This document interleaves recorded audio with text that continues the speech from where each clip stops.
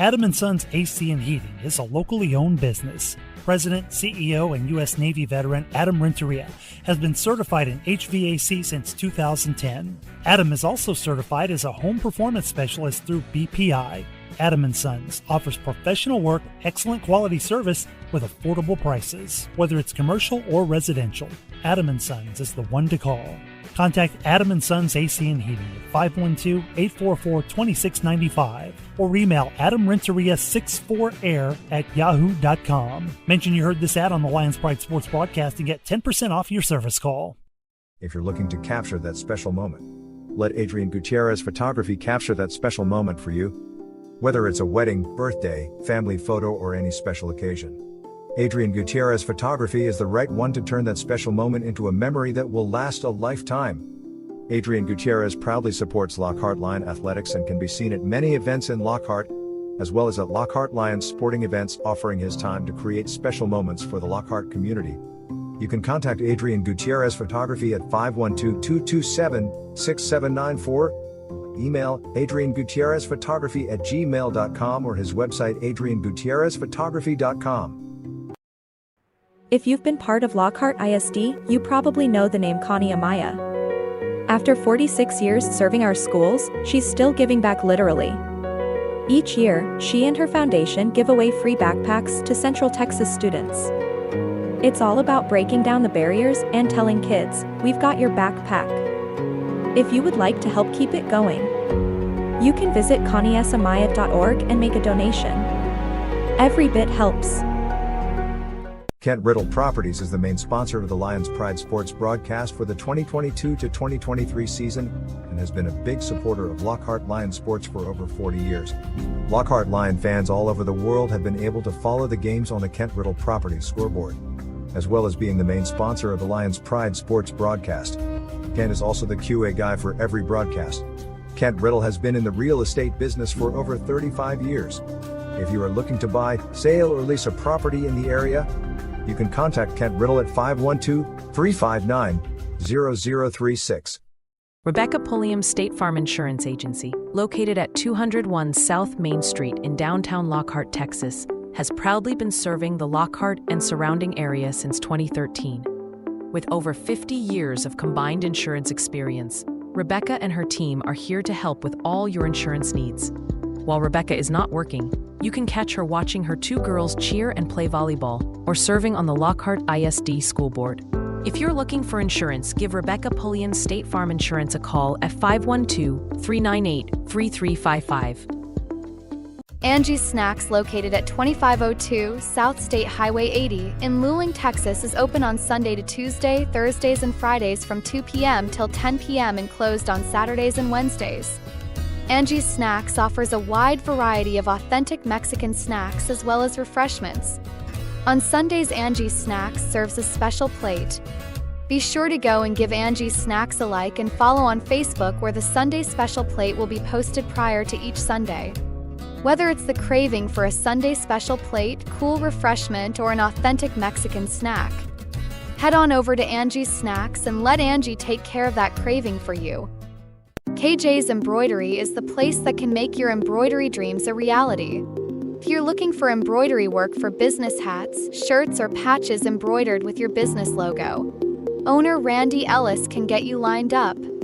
From a handful of items to bulk items, KJ's Embroidery is the one to call. Check them out on Facebook to stay up to date with all of their current work.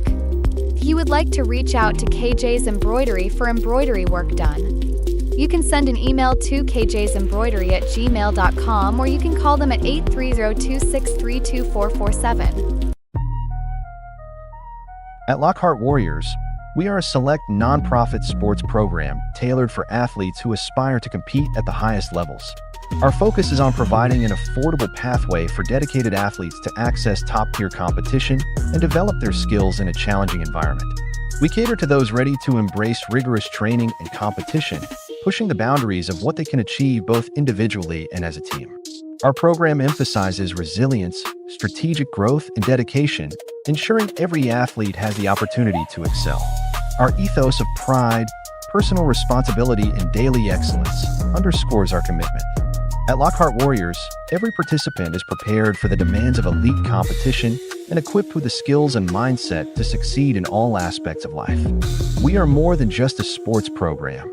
We are a launchpad for future leaders in sports and beyond. For more info, head on over to lockhartwarriors.com.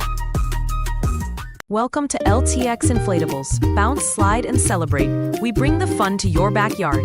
Whether it's a birthday party, school event, church gathering, or just a sunny weekend, we offer safe, clean, and exciting bouncy house and water slide rentals for all occasions. LTX Inflatables serves Lockhart and the surrounding areas. We offer affordable rates. With on-time delivery and setup, our bouncy houses are sanitized after every use. Perfect for kids of all ages. And even the young at heart. Let us help make your next event unforgettable, because every celebration deserves a bounce. Call LTX Inflatables at 512-787-2631 to book your next bounce today. Luling MMA provides a safe and professional martial arts instruction for kids and adults. Head trainer and owner King Webb is a third-degree black belt in Brazilian Jiu-Jitsu and a first-degree black belt in Taekwondo.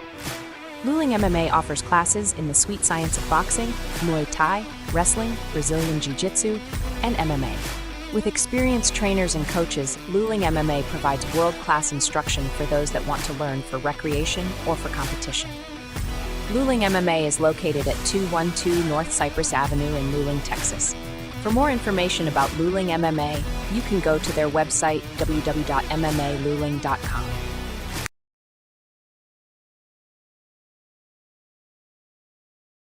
Meitler Plumbing LLC is the one to call on for your plumbing service work in Lockhart and Caldwell County. Call Darren Meitler from Meitler Plumbing at 512-398-3146. Darren has been with the family business for over 30 years and has been voted best plumber in Caldwell County numerous times. Master licensed and bonded. So, for any plumbing issues, call Meitler Plumbing for your plumbing service. Darren Meitler is also a 1989 Lockhart alumni and football captain for Lockhart Lions. Go Lions! Once a Lion, always a Lion. If you find yourself on the side of the road or in an accident, call Quantum Towing and Recovery at 512-295-8697. Quantum Towing has been a family-owned business since 2000. We offer 24-hour towing and recovery service for your vehicle, with 4 locations to serve you in Kyle, San Marcos, Luling, and Lockhart. Quantum Towing is only a phone call away. If you're looking to cherish that special moment in photos, Warren Yanez Photography is the one to call. Warren Yanez is a very talented young man with the inspiration and determination to capture the photos that will create everlasting memories. In June of 2025, Warren was voted Best Photographer by the National Student Leadership Conference in Washington, D.C. Warren Yanez Photography has flexible scheduling with shoot locations available within the Lockhart area. If you are interested in having Warren photograph yourself, your family, and/or pets. For more info about availability to schedule a session and for rates, you can contact Warren at 512-855-3106. Welcome to today's broadcast of Lockhart Lions Sports on the Lions Pride Sports broadcast, brought to you by our main sponsor Quantum Towing. And now from the press box with the broadcasting crew of our football analyst, the coach Amato Galvez, color commentary TD Tom Dunn, and in his final season as the voice of Lockhart Lions Sports, Emilio the Sarge Juarez. If you find yourself on the side of the road or in an accident, call Quantum Towing and Recovery at 512-295-8697. Quantum Towing has been a family-owned business since 2000. We offer 24-hour towing and recovery service for your vehicle, with 4 locations to serve you in Kyle, San Marcos, Luling, and Lockhart. Quantum Towing is only a phone call away.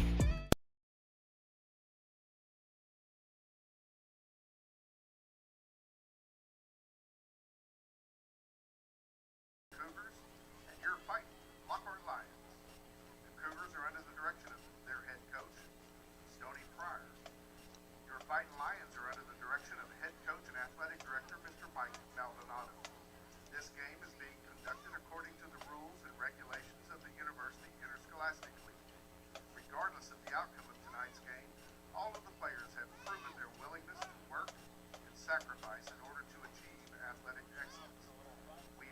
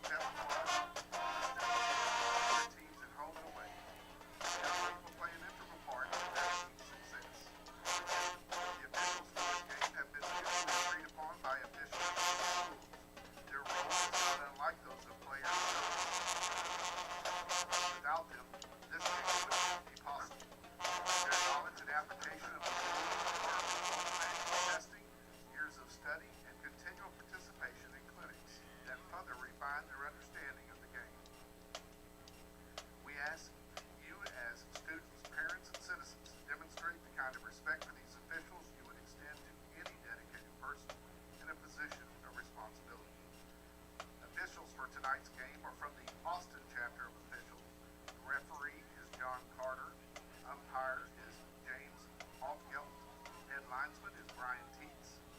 Line judge is Aaron Reynolds. Back judge is Sean Johnson. Field judge is Brian Drummond. And the side judge is Jared Bailey. The fact is, tonight's game could not happen without officials. And in a time when Texas is experiencing a shortage of officials, we want to thank tonight's crew. We appreciate everything you do. If you are interested in stepping up and giving back to our student athletes, we encourage you to join the Texas Association of Sports Officials. TASO members are dedicated to making Texas middle school and high school athletics the very best. If you have never officiated before, don't worry. TASO will provide the training you need. So make your first great call by contacting TASO tonight at www.taso.org. Enjoy tonight's game, and please be respectful to our hard-working officials. Fans, tonight there are 2 concession stands open for your convenience. The concession stand on the visitor side of the stadium is operated by the Roaring Lion Band's Booster Club. The concession stand on the home side of the stadium is operated by the Lockhart Athletic Booster Club. You can quench your thirst and satisfy your hunger by supporting these fine organizations.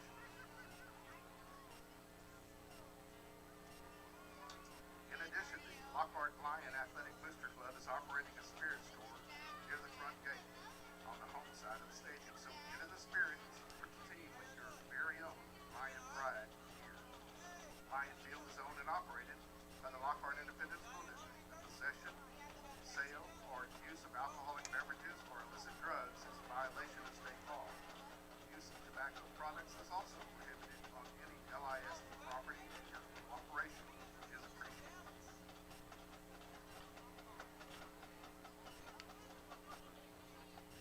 Lockhart Athletic Booster Club would like to thank the following sponsors: Ascension Seaton, Edgar B. Davis Hospital, La Cantera Mexican Restaurant, Rise Broadband, Bullseye 21, Central Texas Autos, and Big State Financial.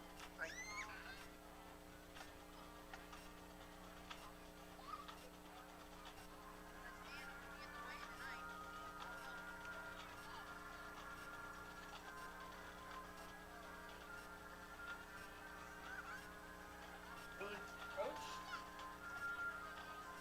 Ready. All right, and welcome everybody to today's action here on the Lions Pride Sports broadcast, brought to you by none other than Studio 301 Productions. It's productions ran out of the Lockhart High School with Mr. Bishop and his audio video group. Of course, all the video that you'll be getting tonight, all the beautiful shots from the sidelines to from on top of the stadium, is going to be all courtesy of Studio 301 Productions, Mr. Bishop's AB video class, audio video class. And once again, I want to thank everybody for tuning in. Whether you're a College Station Cougar fan or Lockhart Lion fan, welcome to the broadcast, and hope you enjoy tonight's show. As we have our third to our last district game, or a district game of the season taking place, as the Lockhart Lions host the Cougars. Let's take a look back real quick at last week's action. Bunch of blowouts on the schedule, as Pflugerville Whites defeated Lockhart 54-3. Anderson Trojans defeated Cedar Creek Eagles 62-3. That was on Thursday night, and on Friday night, Hendrickson Hawks traveled to A&M and got beat 51-10, while the Hayes Hawks traveled to College Station and lost 52-7. Last week, the Lehman Lobos had the week off. We'll talk about the games that we got going on here today. But first, let me introduce myself, Emilio Sarge Juarez. We'll be bringing all the live play-by-play action. The man to my left, TD Tom Dunn, will be here for color commentary. And to his left, well, let's go to the guy on the far left, our Friday night football analyst and our color commentary guy for Thursday night football, the coach, Amado Galvez, and our special guest joining us here tonight for the second time this season. Can't seem to get rid of him, is Scott Smith, former voice of the Lockhart Lions on the Lion Country Broadcast Network. So, Scott, gentlemen, it's going to be another night of football, TD. What are your thoughts so far for tonight's action? Well, I tell you what, College Station is a good team, no secret about that. But I'm going to tell you something. They started off the season 4 losses in a row. Mm-hmm. They're 4-4. If we play our game, if Lockhart can get the ball moving on offense, get the ball into the hands of some playmakers, DeMonte Anthony. We could use Roland Bright to have a good night, as well as Jaimez. If those guys can get going, you got a chance in this game against College Station. They've been held to some low scores a few times. They've also hung 70 at times. But what is missing from their kind of resume is consistency through the season. They've showed some weakness at times. Other teams have been able to take advantage of it. I'm hoping Lockhart can tonight. Oh, yeah, it's going to be a nice, let's say cool night, 87 degrees right now, 19-mile-an-hour gust, and a 13-mile-an-hour steady wind is going to be blowing from the south going north. You're right to left on the screen. And right now, I'm in all right now, gentlemen. We got the field goal kicker for College Station, and he's booting it from 55 out, and he's nailing it each time. But, Coach, your thoughts on tonight's contest, and what's it going to take for Lockhart to pull out an upset victory over College Station tonight? Yeah, just going back what TD was saying, College Station is a very good football team. The teams they lost to were very good teams. They beat them. College Station is going to show up, and they're going to play their best game because they're still in the playoff hunt for them. They're a very good football team. Lockhart needs to keep the ball away from their offense. We need to establish a running game. No defense, we just need to tackle. That's one thing we saw in the freshman game last night. We missed a lot of tackles. Oh, yeah, and, of course, the two-headed monster for the College Station Cougars is their quarterback, number 2, Keaton Johnson, and their running back, number 4, Trey Walton. They're going to be a handful. And as TD mentioned, they did start the season 0-4 and have been on fire in all cylinders. Only lost two district games to, A&M and Anderson. Yeah, and Anderson. And, they're in the playoff. Well, we got the 4 teams that's going to be in the playoffs.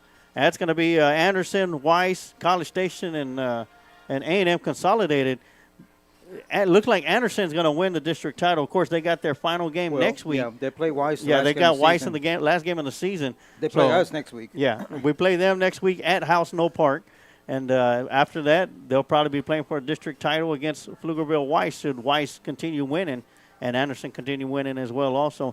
And speaking of games tonight, we'll take a look at them. Of course, last night, Anderson Trojans defeated the Hayes Hawks, and Lehman Lobos lost to Hendrickson Hawks. And here on Friday night, A&M Consolidated travels to Bastrop, Texas to take on Cedar Creek.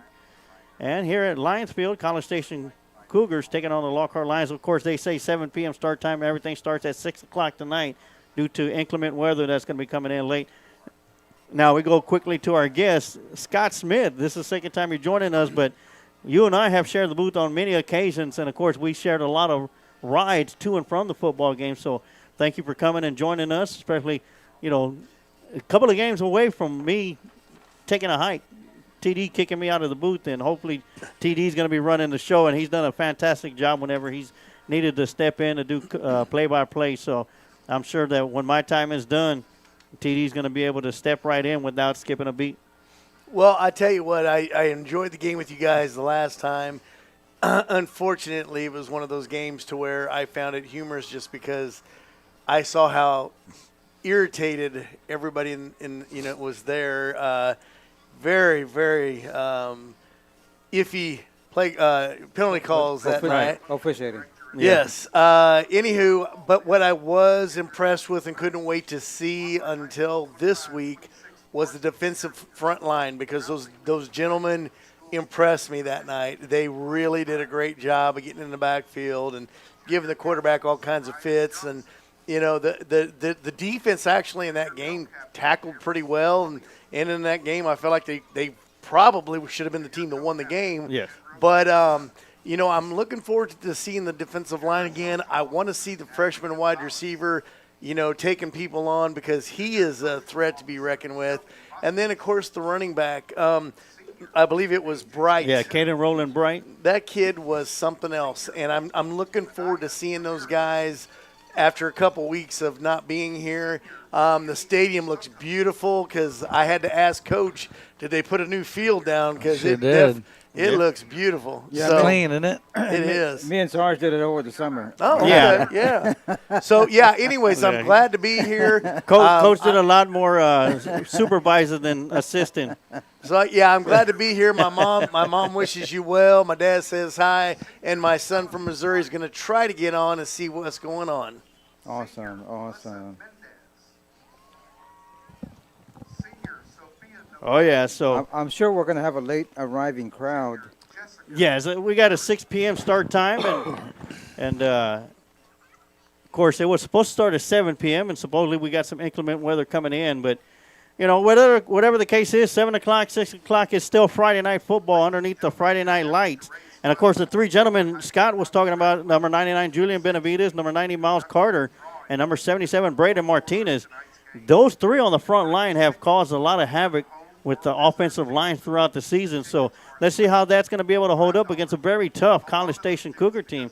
And, of course, last week we had Pflugerville Weiss, and it doesn't get any easier to close out the season. But with the tough contest against College Station, Anderson, and A&M consolidated. The last three teams at one time were all ranked in the top 10. Yes. Well, and I can tell you too, coming in here tonight against College Station, they don't hide what they do. They rush for 237 yards a game. That's spread out among a few players. You mentioned one of them earlier, going to be the starting running back, Trey Walton. He's averaging 102 yards a game. But then the quarterback, Flanagan, like you said, he's a dual-threat quarterback. He's got 7 total touchdowns on the year, but that's because most of their touchdowns come by way of running the ball. But he also will run for a chunk himself. He's good for 60 to 70 yards a game as well. When it comes to the tail of the tape, as far as how the teams do, so Lockhart's rushing for 134 yards a game. They're rushing for 237. That's going to be key. You talked about the big men stopping that run and bottling up Trey Walton and Keaton Johnson in the backfield is going to be one of the biggest keys to successful lines. If you can slow those two down, keep them under their weekly averages, and keep them out of the end zone, Lockhart has a chance in this one. Oh, we do. And it's going to be a big chance, but it can happen. Anything can happen on a Friday night, and of course these Lockhart Lions are ready for it. I was surprised with the score last night between Anderson and Hayes. I thought it was going to be a blowout. Yeah, Hayes was able to hold their own. Of course, they ended up losing. I believe it was 21-14. 21-14, 24-14, something like that. But of course, Coach and I was here last night for the freshman game, and College Station really put it on the freshman squad. And we thought it was going to be a lot more competitive than that. But not to say nothing bad about the freshman team, they fought their hearts out. But if y'all take a look at the screen in front of us, I want to show one replay from last night's game that really caught my attention, and it was a swing pass from Malachi Reese to Denham Ford. And go ahead and let the video speak for itself, as Ford was able to take the swing pass coming out of the backfield and took it down the far sideline. And we not always talked about, Coach, about Denham Ford being a big guy, something similar to what I think he was more similar like to Curtis Hawkins back in the day. And the big man had some speed last night. Yes, sir. Yes, sir. And I guarantee you, Sarge, next year Ford's going to score in that. He won't be coughing behind. Well, he's a big man, and he's a straight-ahead runner. He carries a lot of weight with him. Those guys aren't often known for tearing off those 90-yard runs. No. But he sure did on that one. Being as it was a pass behind the line of scrimmage, it counts as a run as well in the stat book. So that one on the rushing yards. But look, talking about how good College Station is, that freshman team of Lockhart's been good all year long, right? They haven't really struggled against anybody. And College Station came in here last night, and they put a pretty good whooping on us. And I think it says a lot to the talent pool that they've got out there in College Station, because that freshman team ain't no slouch. Oh, it's not. And, of course, this probably might be the last games that we'll probably be seeing College Station and A&M consolidated, as we do have redistricting coming up or realignment coming up next year. We hope more likely. Yeah, snapshot day is October 31st, so, a little more than a week away. More likely these two schools will be going up to 6A, College Station and A&M. Yeah, and, of course, Hayes will be Hayes High School. Hayes Hawks have already been notified they're going to be moving up to 6A. Yes, sir. They're already working on the hiring more coaches and getting ready for 6A. Yeah, and there's a slim chance that both Lehman and Cedar Creek might be moving up as well. I say poor old for Cedar Creek. If they don't, it's going to be very, very close. Yes. But either way, Lockhart looks to have some new opponents and maybe a different district, maybe Austin district. Who knows? They might throw us into a San Antonio district again. The word is we're going to San Antonio. Yeah. Well, I tell you this from past experience: if you try to predict what district you're going to be in, you got about a 90% chance of getting it wrong because they have shocked me time and time again. Well, I tell you what, I'm predicting we're going to an El Paso district. Don't say that because that's on y'all next year. That's on y'all next year. I'm pretty sure early season. Bastrop played somebody that was like 5 hours away. Yeah, early season. Look at some of these schools. Their districts is like Cuero. They're in the Corpus Christi district. Yeah. Well, look, Liberty Hill had to meet halfway to play against an El Paso team earlier this year and last year. That was non-district though. Yeah, that was non-district. But let's see the players coming out. Cuero goes to Rockport and Flower Bluff and all those schools over there for district. That's a drive. That's a tough district too. Flower Bluff's on a tear again this year. They've been at it the last 5 or 6 years straight. They play sitting. That's way over there also. Well, something exciting to watch tonight will be the Lucky's crew holding on to those ropes down there. Rarely you get a windy day like this, and that Lion, let me tell you, I've been on that crew. It catches wind like a sail. So they have their work cut out for them holding it in place. Oh, they do. Of course, that wind gets underneath inside the tunnel, and we might see some lions and volunteers flying in the sky. We might see some of the Booster Club taking a trip, huh?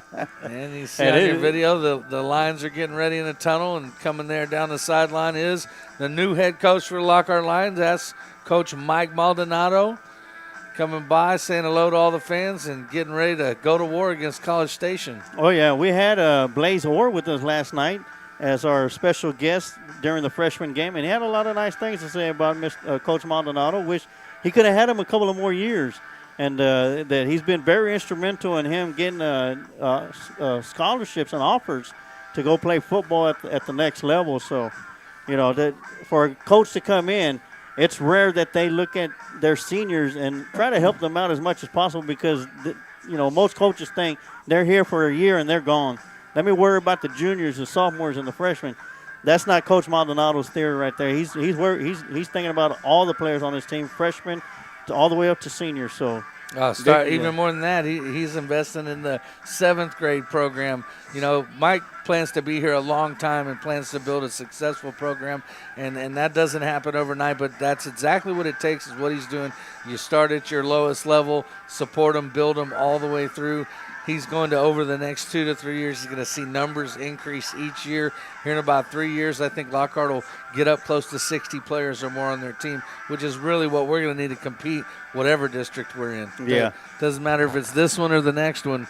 Got to get those numbers up, and I think we will see that happen. Oh, yeah, and he's already hit us up, wants us to broadcast a 7th grade playoff game that's going to be taking place this coming up Tuesday at 5:30, right, Coach? Yes, sir, 5:30. At 5:30 p.m. here at Lions Field. It's going to be Lockhart Lions taking on the Gonzales Apaches. And, Coach and I talked about it last night. The junior high 7th grade A team defeated Gonzales by 1 point here at home at Lockhart Junior High. This time they're going to be able to do it right here at Lions Field. And that's one thing that I like about Coach Maldonado, opening up the field for the junior high students and giving them opportunity to play on this field, because you never know that one opportunity that they get to play for a playoff game here on Lions Field, they're going to take that with them when they start running out of this very same tunnel when they get up here to 9th, 10th, 11th, and 12th grade when they're out there playing for the Lockhart Lions and putting that helmet on with that Lockhart Lion on it. That's a huge deal. I remember I was fortunate enough when I played here, we had the grass field. I got to play on this field in Pop Warner. Got to play some games on this field, and I remember telling my dad, I'm going to play there on Friday nights. It's a big deal for a young football player to get on a nice field, especially it wasn't this nice when I played on it, but as nice as it is now, I mean, it really is something else for those young athletes to get in there and get a taste. Yeah, and speaking of the way the fields were, back then, Coach, I know Lockhart used to play their high school football games behind where the administration office is at when the high school used to be there. And that field was pretty rough. To my understanding, there were some teams that didn't want to come play here because of that field. Yes. And, of course, it didn't have the dressing facilities that was suitable for everybody. Right. It had no air condition at all for neither the home or the visitors. And the field slanted. It had a real big slant right in the middle. I heard when it rained a lot, the puddles would be on the visitor side. Yeah. And I did have an opportunity to play there in Pop Warner. And once again, Coach was my head coach at that time. So, Not too many people get to say that they played on that field as a Pop Warner football player. That was just a couple years ago. Yeah, just a couple of years ago. We practiced on that field.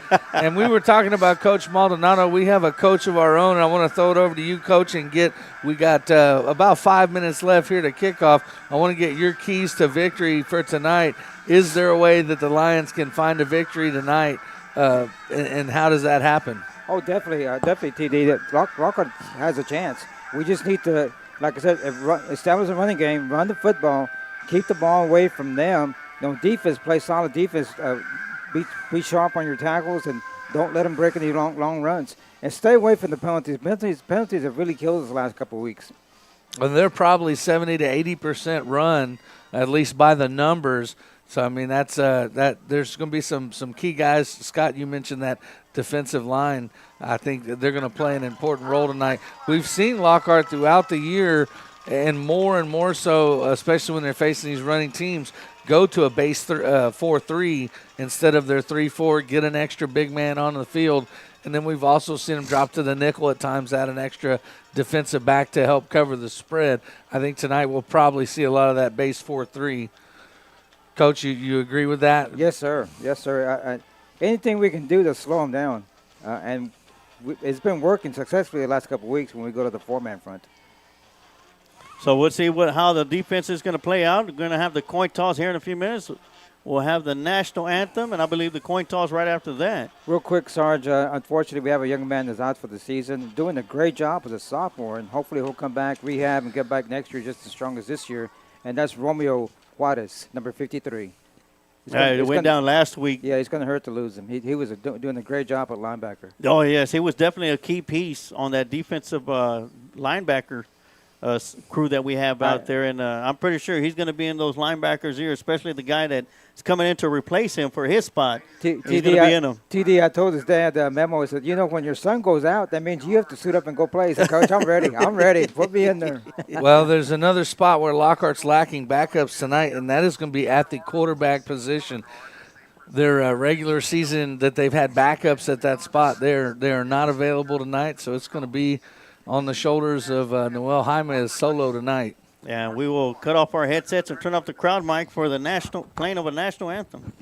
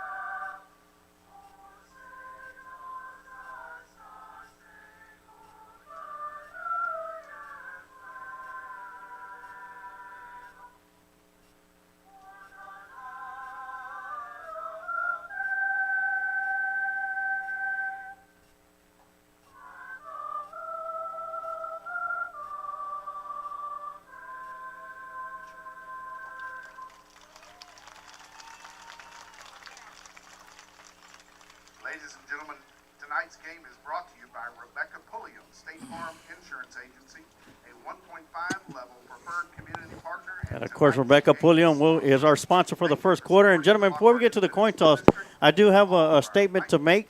Apparently, after last week's game, we had a couple of folks, or from a lot of posts that I've seen, that there was some people making negative comments about the student athletes that we have here for Lockhart High School. And all I can say, if you got something to say to some of us in the broadcast group, the coaching staff, the fans, whatever it is, fine. That's fine and dandy. But once you start throwing jabs at these student athletes, in the end, they are still kids. They're still youth. They're still young. Throwing jabs at these young men and trying to make light of them or downplay them or whatever you may be doing. For those individuals that are doing that, that only shows the lack of true character that you supposedly have. And it's supposed to be once a line, always a line. But I guess once you leave the line country, you don't seem to have that pride in you no more. That you got to cut down a football player, a student athlete, to try and make yourself feel better. So, like I said, I don't know too much on who the culprits are or anything, but from the messages that I've seen on Facebook and the posts that I made, you know who you are. Grow up and support this team. If you can't support this team and you don't have nothing nice to say about these student athletes, then don't say nothing at all.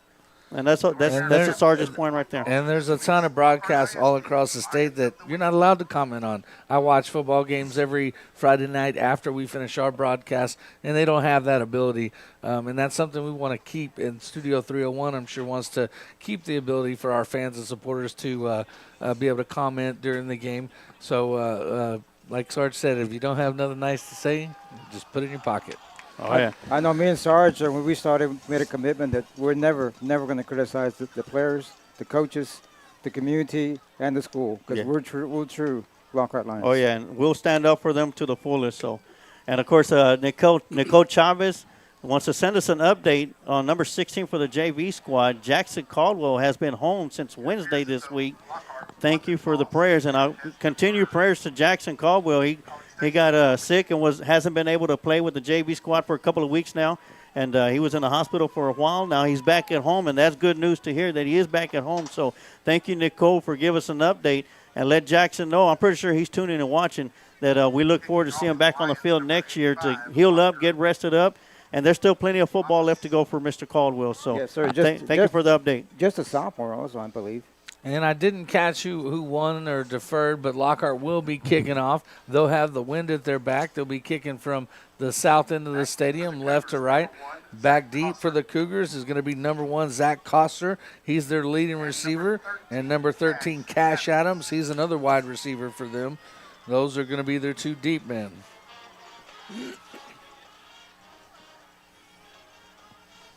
It'll be Lamas to kick it off for the Lions. Oscar Lamas, wind at his back. Let's see where he puts the ball at, and that's going to be high and back, and it's going to be caught right around the 3-yard line by Adams. He'll bring it up.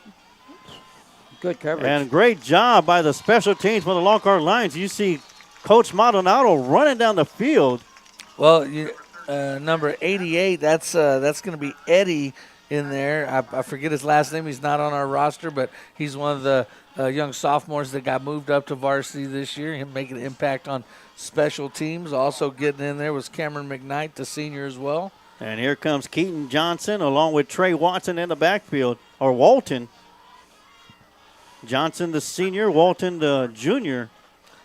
They've been the workhorse for this College Station Cougar football team. And Lockhart's going to start out in their base 3-4 defense. And it'll be a handoff to Walton. He'll go around the left side, gets to the line of scrimmage, and he'll be brought down in the defensive backfield. Good tackle there. That's going to be Aiden Scott and McKnight combining to bring him down on that one, but not before he picked up 8 yards.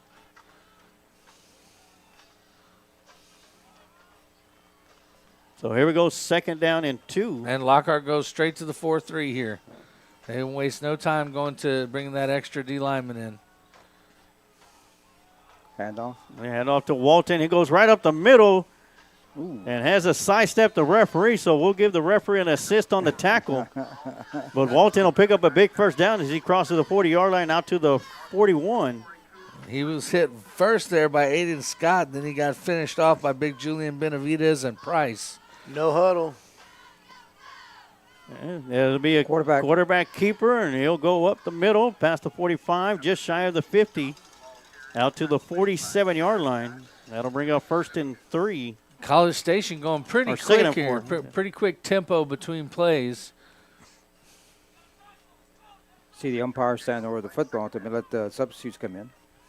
Yeah, once an offense makes a substitution, they have to allow the defense to do the same. 3 receivers up top, Walton in shotgun formation.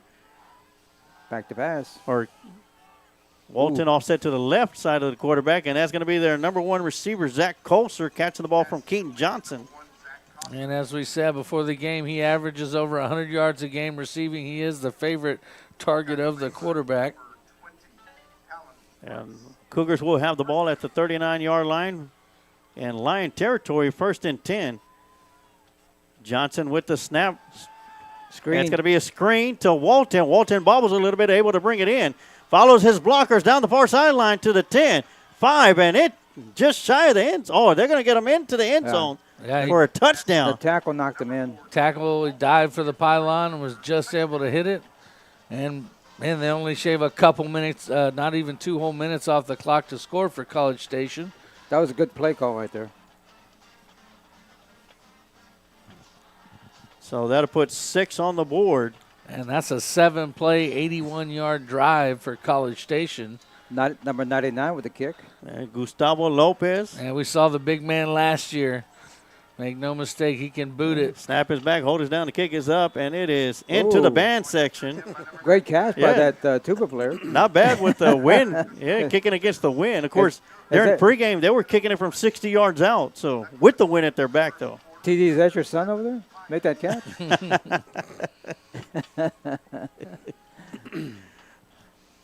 So with that, let's take a quick timeout, and we'll be right back. Rebecca Pulliam State Farm Insurance Agency, located at 201 South Main Street in downtown Lockhart, Texas, has proudly been serving the Lockhart and surrounding area since 2013. With over 50 years of combined insurance experience, Rebecca and her team are here to help with all your insurance needs. While Rebecca is not working, you can catch her watching her 2 girls cheer and play volleyball or serving on the Lockhart ISD School Board. If you're looking for insurance, give Rebecca Pulliam State Farm Insurance a call at 512-398-3355.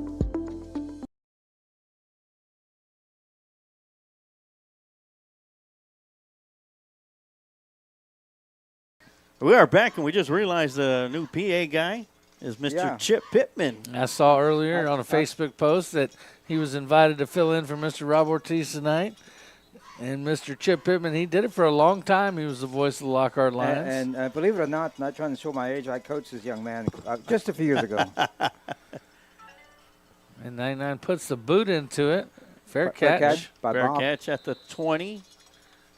And that's Bob Estrada with the fair catch. That was Avery Barra with the fair catch there. Okay. Number Ocho. So that should move the ball up to the 25 since it was a fair catch. But it's not 21-yard line, and that's where the Lockhart Lions will start off their first possession of the game. 1st and 10. And it'll be senior quarterback Noel Jaimez. And one of the first times we've seen this, starting running back for the Lions tonight, is going to be number 21, the sophomore, Zeke Navarro. So we go 2 receivers up top, 2 to the bottom. Quick throw out to the far side. Ooh, that was to number 4. That's McGee on the reception. George, yeah. And he's brought down quick by number 21, Aiden Diven. Junior defensive back, goes 6'1", 163. 1 yard loss on the play, 2nd down, 11. He's got Anthony and Abel here on the wide side of the field. McGee up top. Connor's in there. He was in the wing last time. And he'll be a down tight end this time. Yeah, Zeke Navarro offset to the left side.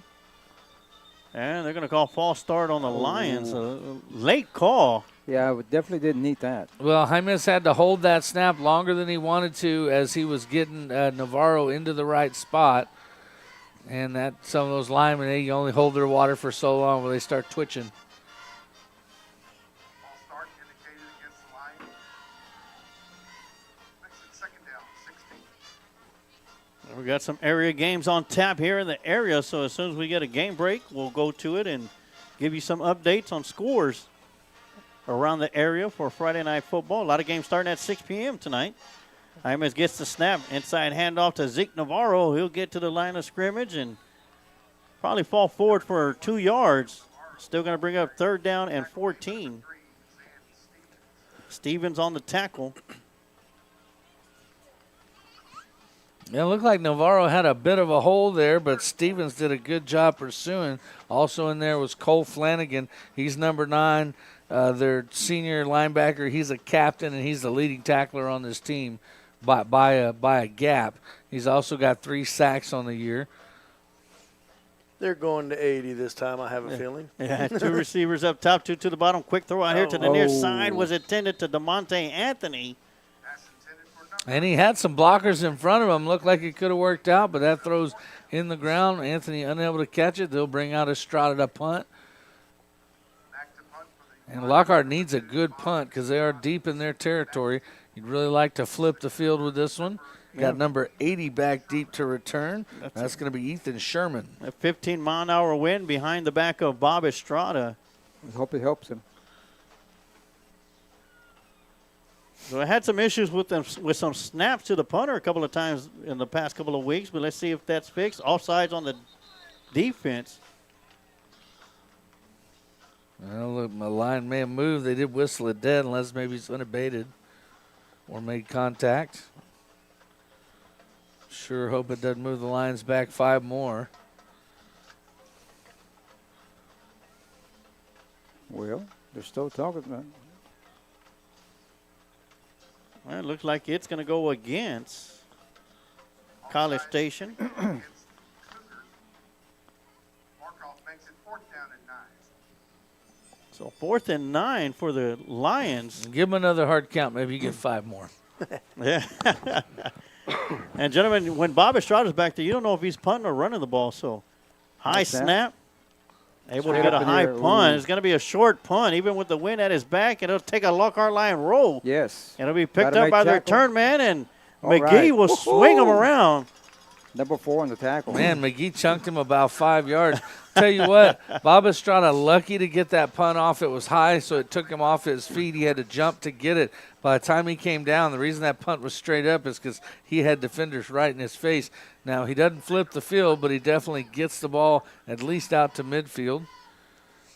And that's where College Station Cougars will take over. Only took 7 plays for them to drive 81 yards last time. Well, Lockhart Lions will have to come up with a stop here to get the ball back. 1st and 10. Ball is at midfield. Johnson hands it off to Walton. Walton goes over the middle, and he'll get it out to the 45-yard line in Lion territory. It'll be 2nd and 5. And that's McKnight and Benavidez making the stop. Tell you what, you can't give these guys 5 yards on 1st down because with the way they run the ball, they're going to be a team that'll go for it on 4th down. Yeah, McKnight getting the start in place of Romeo Juarez, who's down with an injury. And we'll have a fake the jet sweep. Quarterback will keep it, and he'll pick up a 1st down as he gets inside the 40. Number 2, Johnson with the quarterback keeper. Tackle made by number 5, Aiden Scott. And Landon Mendez will lose his helmet and have to come off for a play. That'll bring in Javier Ruiz, senior, at the middle linebacker position. Again, no secrets with this College Station offense. They line up and they run it right at you, or they get rid of it quick. Yeah, quick throw out here to the receiver, number 81, and he's going to take a huge hit as he goes out of bounds by Aiden Scott. Every hit Aiden Scott lays down is a huge hit. They had Cody Ballard on the reception on both the catch and the hit. 2nd and short. Yeah, 2nd and 2, shy of the 1st down. 7:31 left to go here in the Rebecca Pulliam State Farm Insurance 1st quarter.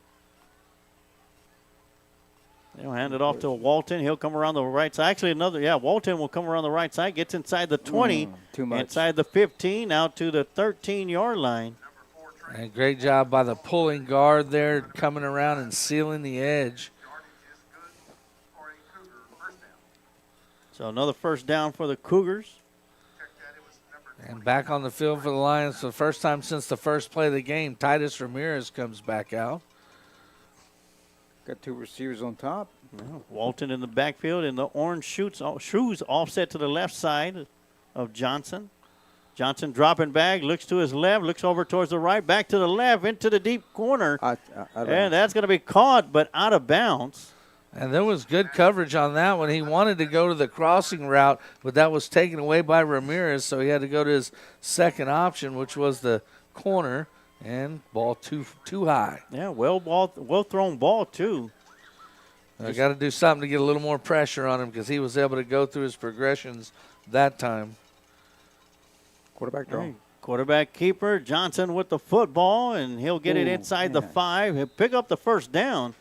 And it'll be first down and goal to go from the 1-yard line. Tough runner.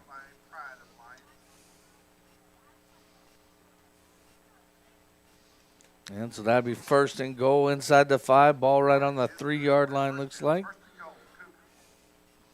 And both teams will make substitutions. Lockhart go back to the big set with the 4-down lineman. This time Noah Simnak will be in the backfield as he'll shift out to the left. It'll be inside toss. Beautiful play call Yes. as they set it up like speed option, then go with the shovel pass to the fullback. Yep. That's going to be number 5, Davis Gardner with the touchdown. I guess he may have been their tight end from the backside because I didn't see they had a fullback. Great play call. Excellent play call. Yeah, Well, I tell you what, if they ran the speed option, Lockhart had it covered. They had a man for the quarterback and a man for the back, and no one for the tight end. And once again, Gustavo Lopez in to kick the extra point. Snap is back, hold it down, the kick is up. And this time, kicking it to the lionette section. That sucker had some bend on it, didn't it? Bend it like Lopez. So with 6:25 left to go in the first quarter, it is College Station Cougars 14, Lockhart Lions 0. We'll take a quick timeout and we'll be right back with some more action right here on the Lions Pride Sports broadcast.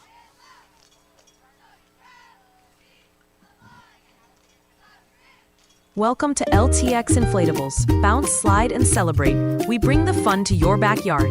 Whether it's a birthday party, school event, church gathering, or just a sunny weekend, we offer safe, clean, and exciting bouncy house and water slide rentals for all occasions.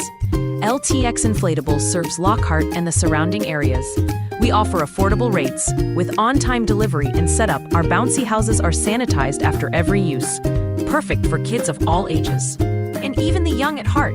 Let us help make your next event unforgettable because every celebration deserves a bounce. Call LTX Inflatables at 512-787-2631 to book your next bounce today.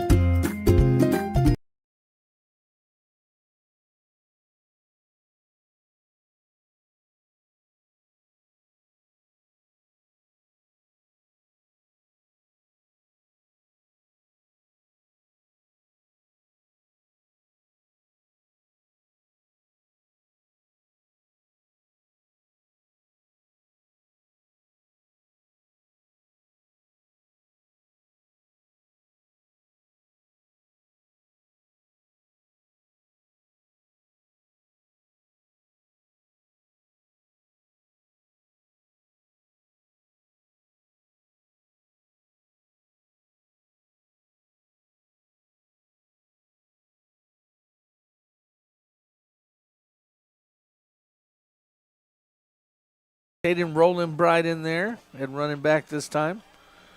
Noah Hymas sending his receiver to the top. Bright with the carry up the middle. And he'll get it out to the 15. He'll pick up a couple of yards. That'll make it second down.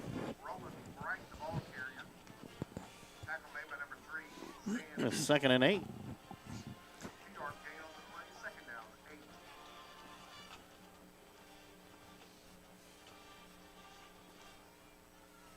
As the clock continues to tick down here in the Rebecca Pulliam State Farm first quarter. And they tried to get the ball into the hands of Anthony. They're showing him no respect with press coverage. Be Bright with the carry once again over the middle, and he'll get it across the 20. He'll be short of the first down of about a yard, so that's going to bring up third down and 1. I'll tell you what, Coach, I can tell just watching a couple plays. Anthony down here is guarded by Cash Adams. That's a matchup right there between those two. Adams looks like a very good athlete. That's going to be a battle all night. A junior taking on a freshman. And Bright with the carry over the middle. Has to come out here towards the near side. Did he get enough for the first down? Looks like he did. So it's going to be first and 10 for the Lockhart Lions. Well, good job by Bright there to bounce it back to the backside because the initial gap that he wanted was not open, and he had to bounce that thing to the backside, found a little gap, got a couple, and that's the first down of the night for the Lions. A little bit of breathing room.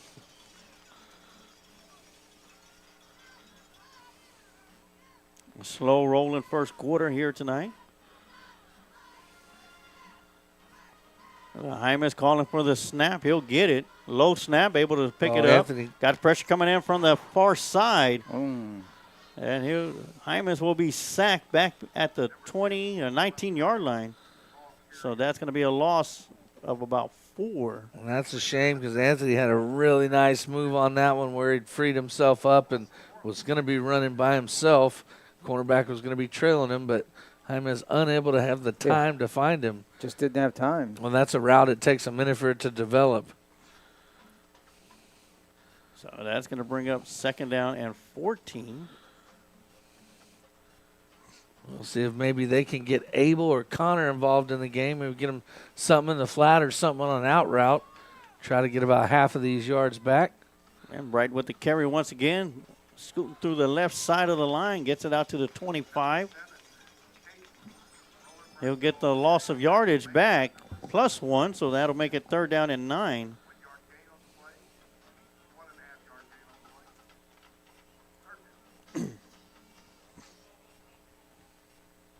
So 3rd and long for the Lions. 2 receivers up top. Anthony all by himself. There's here the at the power bottom. pistol. Now. And with the double move to Anthony, that's going to be short, and that's going to be intercepted by Cash as he'll take it across the field following his blockers. Breaks a couple of arm tackles from McGee and going out of bounds. Now, I don't know if that ball was tipped at the line or if he was hit as he threw it, but that thing was, it was a lame duck in there. It was wobbling and just never made it. So the first turnover of the game goes to the College Station Cougars. And, Scott, you've been watching the offensive line for the Cougars. What's your thought of them so far here tonight? Shoot, the offensive line is just dominating. The defensive line is just as good. I mean, I'm been focusing on these lines, and I'm just amazed at how they're just dominating. This is not a good thing. We've been behind the sticks the whole night. And just think, this team started 0-4 to start the season. Well, they played some good teams to start the season. Inside, beautiful post pattern, Oh. right over the middle to number 1, and he's going to be swung down just inside the 1. And that's Zach Kostler. Oh, they're going to call it a touchdown. Once again, he's averaging over 100 yards a game. He's probably well up over 50 now. And we're still here in the first quarter. That's the Rebecca Pulliam State Farm Insurance first quarter. She's also the sponsor of the game as well via the PA tonight also.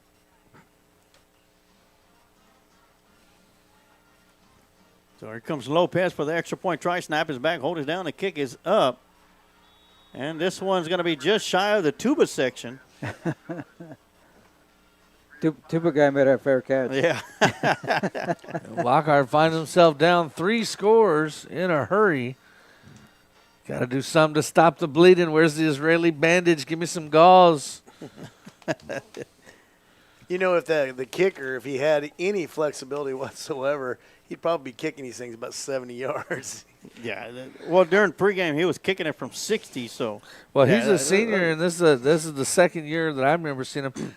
I want to say he did something last year. Crazy, he recovered an onside kick or something. Yeah, recovered an onside kick. Yeah, he recovered his own onside kick last year. I think I might have been at that game because I remember a big kicker. But it was over there. Oh, it was? Okay, yeah, then it was I at wasn't College there. Station. Yeah, then it wasn't. But, yeah, this guy, he is popping it. So you got Bob Estrada and Killian Lyles back deep to receive for the Lions. And again, they're kicking into the wind here. So last one was able to be fielded around the 10, which is really a pretty good kick considering they're going into about a 13, 14 mile an hour wind. So Lopez getting ready to start this one again. And it'll be put up in the air as the Cowboy kick returner feels it at the 12. All right, comes around go. the near side. Got plenty of room to run. Big Go. block in front of him. It's going to be a foot race with an angle by number 6. And great job by Killian Lyles. And we know he's got it in his pocket and can pull it out at any time. And he does there, and that's exactly what Lockhart needs. Yes. That's a spark right there. A spark can get your fire started. We'll take a look at that replay. I noticed, guys, that usually the kicker stays back as the safety, but they had number 6 staying back as the safety. Luckily for them. And you can see Lyles, that's what he was going for last time, brings it all the way back across the field. And this is what I like, too. He doesn't just go out of bounds at the end. He tries to stay in and get every inch that he can get. And he had a big block by Bob Estrada. Wildcat for Lockhart. Estrada's in there. They found some success with this. That'll be an inside handoff to, looks like Zeke Navarro. And he'll drag a couple of players forward to the 21. And that's a good wrinkle because that's probably the first time we've seen Estrada hand it off from the Wildcat. Usually he's following the blocks. So that'll make it 2nd down and 6 for the Lions.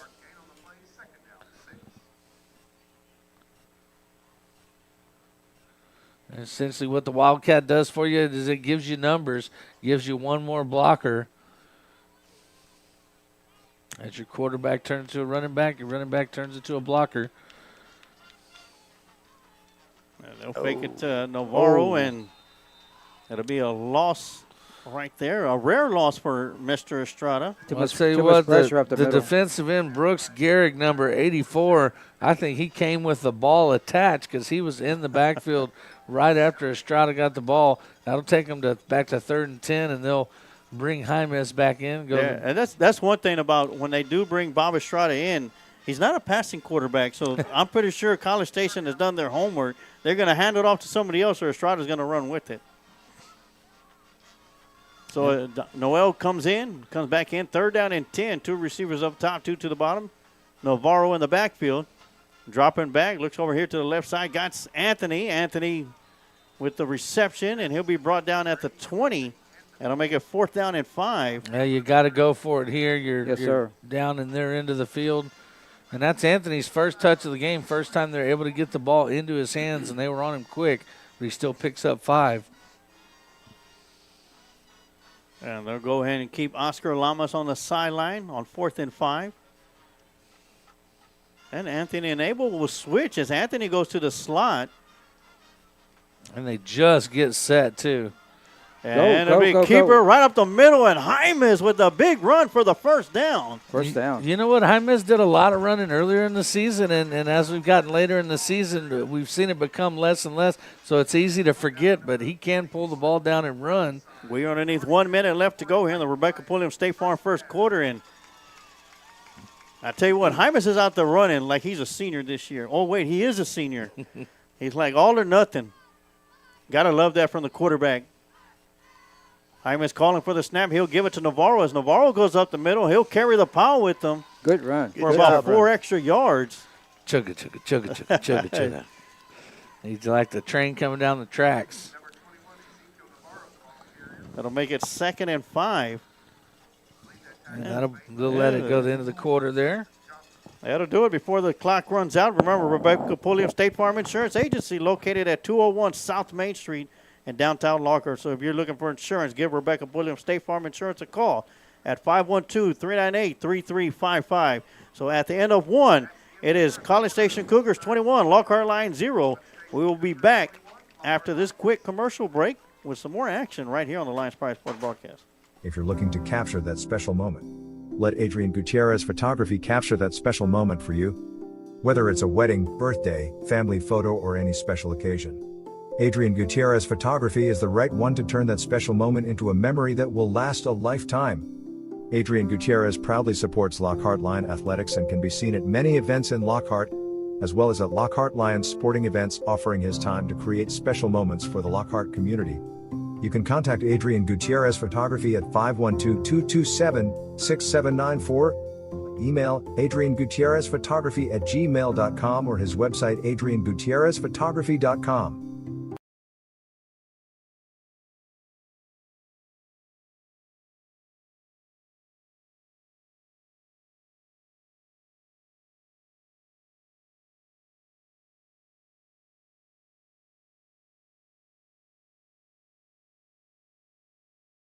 And we are back for the Adrian Gutierrez Photography second quarter. It's going to be 2nd down and 5 from about the 8-yard line for the Lions.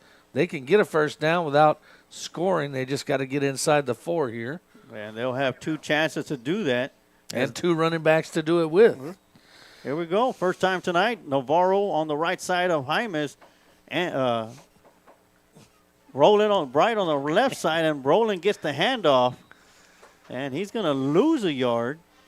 Back to the 10.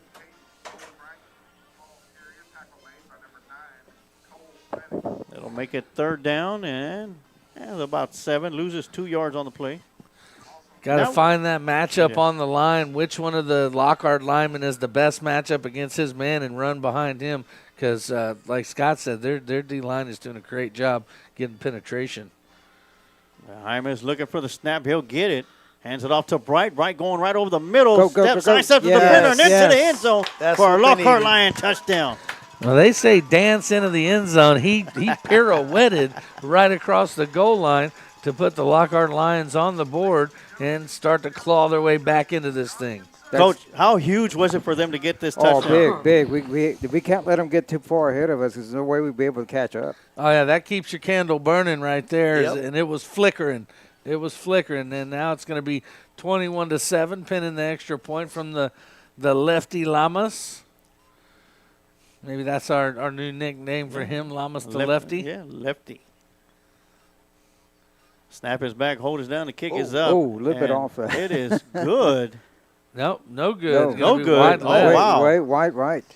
Looked like he was kind of trying to compensate for that wind that's coming across and just overcompensated. Well, if he's going to be lefty, then who's going to be Pancho Villa? Right.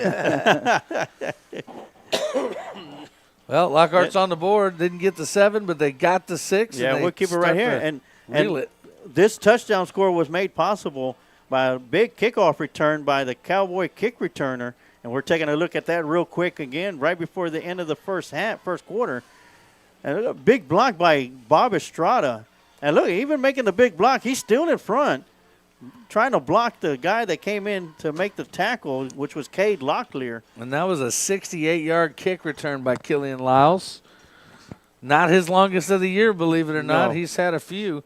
Can't believe he hasn't taken one to the house yet. And he's had several big kickoff returns, and like you said, not one to the house as of yet. When I tell you something else, he's also made some plays on kickoff as well. We've seen him make the tackle more than a few times. He's on the kickoff team also. Yeah, and also on special teams, making some tackles. We've seen Oscar Lamas lay down the hit stick a couple of times this season, and he gets set to kick this one away for the second time tonight, and it's going to be an onside kick. Oh, perfect execution. And it's going to be fielded by number 19, Dalton Hines, as he'll run out of bounds. When you draw it up, that's what it looks like. Dalton Hines just happened to be in the right spot, but the first man that was available, they hit him and knocked him out of the way, gave themselves a chance, but Hines reels it in before they can get it, but that was a good job of execution. I'd come back to it for sure. It looked good. And that ball really didn't take that hop like special teamers would like to have, especially on an onside kick. That big sky hop. Yeah, that big sky hop. It didn't have that as number 19,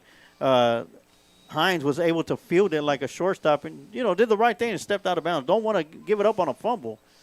So we'll see if the Lions defense can stiffen up here and slow this run game down. Yeah, 1st and 10 for the Cougars. That's going to be the running back, Walton, with the carry, and he'll take a big hit as he spun around just as he crosses midfield out to the 47-yard line in Lion territory. They're gaining their yards, and Lockhart's making them pay for it. There's been a lot of big hits, a physical start to this game, but nevertheless, they found the end zone 3 times, and that's what you got to stop them from doing. 2nd and 4 coming up. Johnson gets the snap, fakes the handoff, throws it deep down the middle. Yes, sir. And he's gonna overthrow everybody, including Bob Estrada, which is not an easy thing to do. That was one of those, maybe he'll be there balls. That was intended receiver is Cody Ballard. I tell you what, the quarterback for College Station had too much time, way too much time on that. And as Scott mentioned, that goes to the credit of the offensive line for the Cougars. We'll see. Lockhart doesn't bring anybody. It'll be a handoff to Walton. Walton. He's going to be stuffed in the backfield. Good job. That's going to be Aiden Scott coming up with a big hit. That was a great defensive play. And it's going to push them into 4th and long enough. They're going to have to punt here. Wow. Because it'll be 4th and 7. Bet you it's been a while since they punted. I don't think they're going to. Oh, they're actually going to give them a forward progress. Wow. So it's going to be 4th and 3. And so, That definitely changes it up. They're going to punt it, or at least be in punt formation. I'd play your base defense here and just make sure they don't fake it on you. Yeah, they do have 3 gunners here on the near side, and Coach Maldonado is going to call his first timeout of the night. Definitely hold your water. Yeah, while they'll take a timeout, we'll take a timeout too, and we'll be right back with more action right here on the Lions Pride Sports broadcast. If you're looking to capture that special moment, let Adrian Gutierrez Photography capture that special moment for you. Whether it's a wedding, birthday, family photo, or any special occasion, Adrian Gutierrez Photography is the right one to turn that special moment into a memory that will last a lifetime. Adrian Gutierrez proudly supports Lockhart Lion Athletics and can be seen at many events in Lockhart, as well as at Lockhart Lions sporting events, offering his time to create special moments for the Lockhart community. You can contact Adrian Gutierrez Photography at 512-227-6794. Email adriangutierrezphotography@gmail.com or his website adriangutierrezphotography.com. And we are back, and it is 4th down and 3, a very generous 3 for the College Station Cougars. They're still going to show punt. Now this time they have 1 gunner up top, 2 to the bottom. And it is going to be a punt, a low line drive punt. That'll take a College Station Cougar row, and as we talked about it during the break, that wind really picked it up and pushed it right through the end zone. So it'll be Lockhart Lion football. 1st and 10. And Lockhart down by 2 touchdowns. This will be a chance to pull it to within a 1-score game here. Last time the Lockhart Lions offense slow and steady, but got there, crossing the goal line on a touchdown by KB, Caden Roland Bright. Yeah, and a big assist by the long kickoff return by the Cowboy kick returner, Keelan Lyles, that helped set up the short field for the Lockhart Lions to put that ball into the end zone. Defense comes up, does a great job. Offense needs to come back out here and put some more points on the board. Cut down this deficit. Well, now that we flip sides too, Lockhart is driving into the wind now. Need to keep note of that. They'll have Anthony up top. Lyles will be down here on the bottom. A quick toss out to McGee, and McGee will scoot forward. They're going to give him forward progress out to the 24-yard line. So it'll make it 2nd and 6. Well, this officiating crew seems to like their forward progress for sure. We'll take it. Okay. Well, in that case, I saw him at midfield. So a little bit of different mix in the receiver core that's in there now with McGee, Lyles, and Anthony. And at any given time, they can also put Parker Connor out there and slot on either side. Or he can be a fullback or a tight end, Mr. Swiss Army knife. They'll go the power pistol. So he's a fullback now. Yeah, he'll lead the block right there. That'll be a jet sweep to Anthony. Anthony will cut it up, and he'll be swung around to the 29. He's going to be a yard shy of the first down. That'll be 3rd down and 1. Good run. That's how you do the jet sweep. If you run it, you want that guy to get the ball with a full head of steam, and that's how they ran it right there. Anthony doing a good job of finding just a little seam. College Station didn't play it badly. Yeah, and as a freshman, I've said it before and I say it again, he does not play like a freshman. He plays like a seasoned varsity football player. It's that intensity. You can't. He's playing a new position too, Sarge. He was a quarterback the last 2 years. Yeah, and a safety before that. And a free play for the Lockhart Lions, and Hymas is going to be sacked in the backfield. They're going to probably get College Station for an offsides call. And there's another penalty out there as well. So it looked like Hymas wanted to take advantage of his free play there and air it out for Anthony, but Anthony wasn't really running a route. Maybe they had a run play called. He had a double move set on, and the cornerback just grabbed a hold of him. So may get a double penalty here. Offsides? Yeah. Hopefully they'll. And that's not a dead ball foul.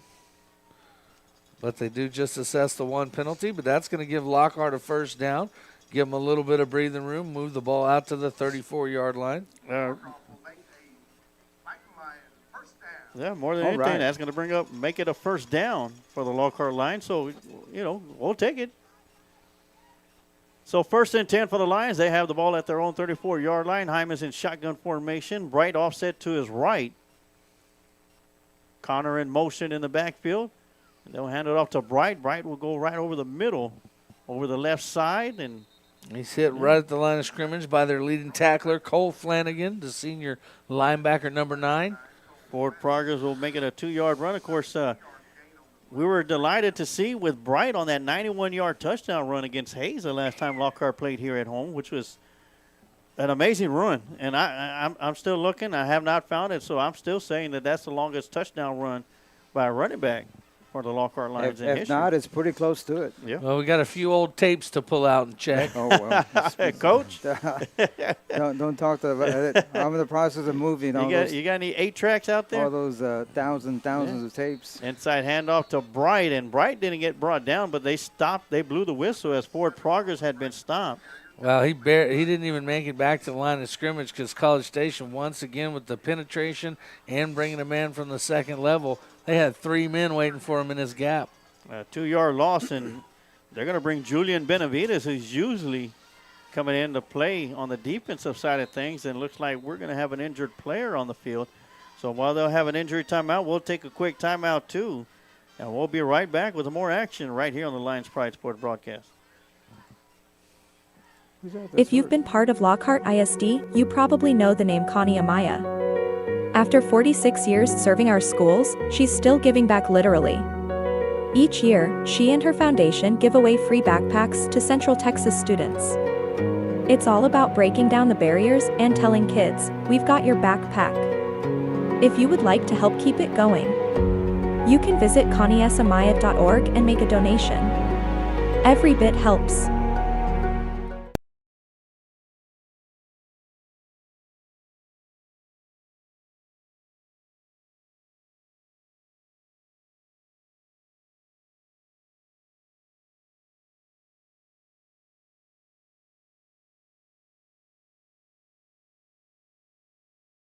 We are back from the Lockhart line injury timeout as the young man was able to walk off the field. Always a good sight. Oh, yes. Take a look at the home crowd. And so this is a big third down for the Lions here. They continue to find themselves in 3rd and long. They've been able to convert one of them. They've got to do it here to keep some life in this game. 7 minutes left to go in the Adrian Gutierrez Photography second quarter. Yeah, Lyles all by himself down here at the bottom. 2 receivers up top. Rolling to his left is Jaimes. Throws it out to Anthony and in and out of the hands. Unable to hang on to it. Almost. It would have been very close to a first down. He was going to be right at the sticks. Instead, Lockhart will bring out Estrada in the punt team. And this time he'll be facing into the wind. Want to keep that thing low and drive it. Almost like a stinger shot in golf. That's right. Pull out the 1-iron. If you don't have a 1-iron, just hit it really hard with the putter. It's about the same thing. And 1 man deep back to receive the punt, standing at his own 43-yard line. And Oh, Estrada gosh. will punt it away. Gets a nice end-over-end kick. Not bad. It's going to take a line roll to be fielded at the 36-yard line, and great pressure. Okay. Great pursuit by the Lockhart Lions special teams coming up with a tackle. Not bad. That's going to be Keelan Lyles with the tackle. As we said, he does what he can on all special teams. And so far, Lockhart defense has not been able to slow down this College Station attack. They've had 3 drives. They've scored 3 times. They did stop them on the last drive. Oh, that's so right. Let's see if Lockhart can do it again. 2 drives in a row. It's first down and 10 as Mr. Johnson and crew come back out onto the field. Walton will get the handoffs to start this drive off, coming around the near side. Ooh, got to make the tackle. Nice little spin move to break away from an arm tackle. And finally going to be brought down by a couple of Lions. But not before he's able to pick up the first down as Titus Ramirez and Bob Estrada in on the stop. That's wild. So Titus Ramirez on the far side wearing number 0.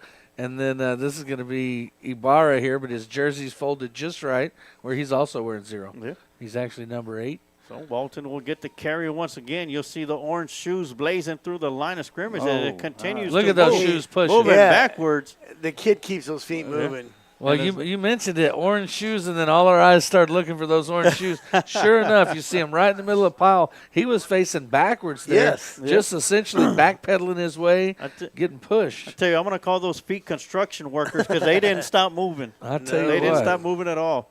First and 10 for the Cougars. Ball is at the 39-yard line in Lion territory. Back-to-back first downs. He's paid by the yard, not the hour. It looks like we're – yeah, there we go. Johnson with the snap.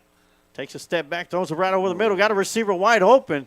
He'll turn and run, crosses the 30 to 25, and he's finally going to be brought down at the 21-yard line. That's going to be Grady Pryor. And we'll see number 52 come into the game, Trevor Lozano for the Lions. Yeah, 3 straight plays to start this drive off, 3 straight first downs. I formation, Walton will get the handoff, goes over the right side, and he's going to take a hit. Bob Estrada, that's the second time in a row Estrada's had to kind of play cleanup and does a good job of not letting go. But they pick up another 8 yards. I'll tell you what, listen to Chip Pittman. It's like he hasn't taken a break from him. Coach, how long has it been since Mr. Pittman been on there? It's been a while. It's been a couple years for sure, because we've had Rob for the last 3 years. I believe Coach hadn't retired at that time yet. So it's going to be a handoff to another running back coming across, and Benavidez coming up with a big tackle. And Turner with the carry, the senior. He held him short of the first down. It'll be third and about a foot here. And College Station's Trey Walton is not in the game right now. They've got backup running back in there. That's going to be Jackson Gallagher. Going to be Gallagher with the run. He'll pick up the first down as Benavidez once again coming in with the tackle. Along with Miles Carter. The big 84 for them, he was that H-back. He blew that line up. So it's going to bring up first down and goal at the 9-yard line. Yeah, 4:15 left to go here in the first half. That's so strange that we're almost at the end of the first half and how light it is outside. Right. Oh, he was held. Number 23 with the carry. That's going to be Turner. Man, it looked like Caveman might have been held on that one, but kind of got to sell it. Got to sell it. They sealed the edge by getting a block on him. 53 was locked up with him underneath the pads. I tell you what, gentlemen, the shots that we're getting from this 301 production crew is outstanding today. They'll fake the handoff to Turner. It'll be a toss to number 1, and he'll scoot into the end zone for another Cougar touchdown. And another variation of the option that time. Fake the inside trap and then turn into speed option. Makes a great pitch late as he's hit. And then number 23, Turner, able to take it in and extend that lead. Once again, going to be a 3-possession game the Lions will face. They'll have 3 minutes, 31 seconds left to go here in the first half to try to bring it back in. And the senior Lopez coming in to kick the extra point try. Snap is back. The hold is down. The kick is up. And he sends this one to Austin with the wind at his back. Careful, man. That Jumbotron's expensive. I bet. He was probably aiming for that. Be careful. We're going to send Mr. Lopez the bill. Well, Coach, so far, story of the game is going to be the run game of the College Station Cougars. What can the Lions do at halftime? You know, we still got a few minutes here, but what kind of adjustments can they make at halftime to try to slow down this run game that's being dominated by their line? I'm sure they're going to try to come up with something, TD, because they're killing us. I know Coach Bonaldo's been around for a long time. I'm sure he's going to try to make some adjustments, and right now, anything different they're going to give it a try. I'd adjust the thermostat in their locker room down to about 30 degrees for halftime. Try to cool them off because they are hot right now. And we'll see should be Roland Bright and Killian Lyles back to return once again. They've kicked it to Lyles twice. We'll see if they go back to him after that big return. They're set up on the left hash, the near hash mark towards us, where Lopez will be kicking the ball away. Keelan Lyles over here on the left side. All right, that's going to be Bright on the far side. Well, that's it if they even get a chance to return this. This will be his first kick with the wind at his back. So we'll see where they field it and if they're able to.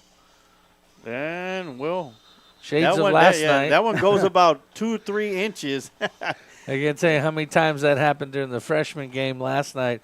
Just the first game, the white team probably happened 7 or 8 times.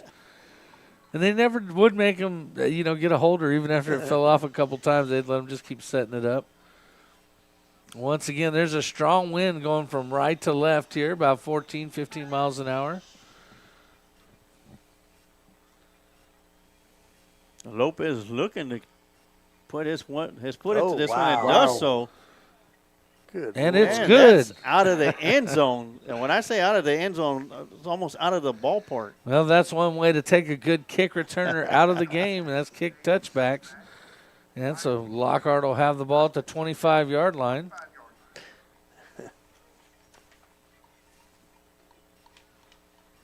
And they'll have plenty of time. 3 minutes, 31 seconds left to go. And right now, we're in the Adrian Gutierrez photography second quarter, and he wants to capture your special moments. Adrian Gutierrez will make you feel important on your special day and will do his best to exceed your expectations.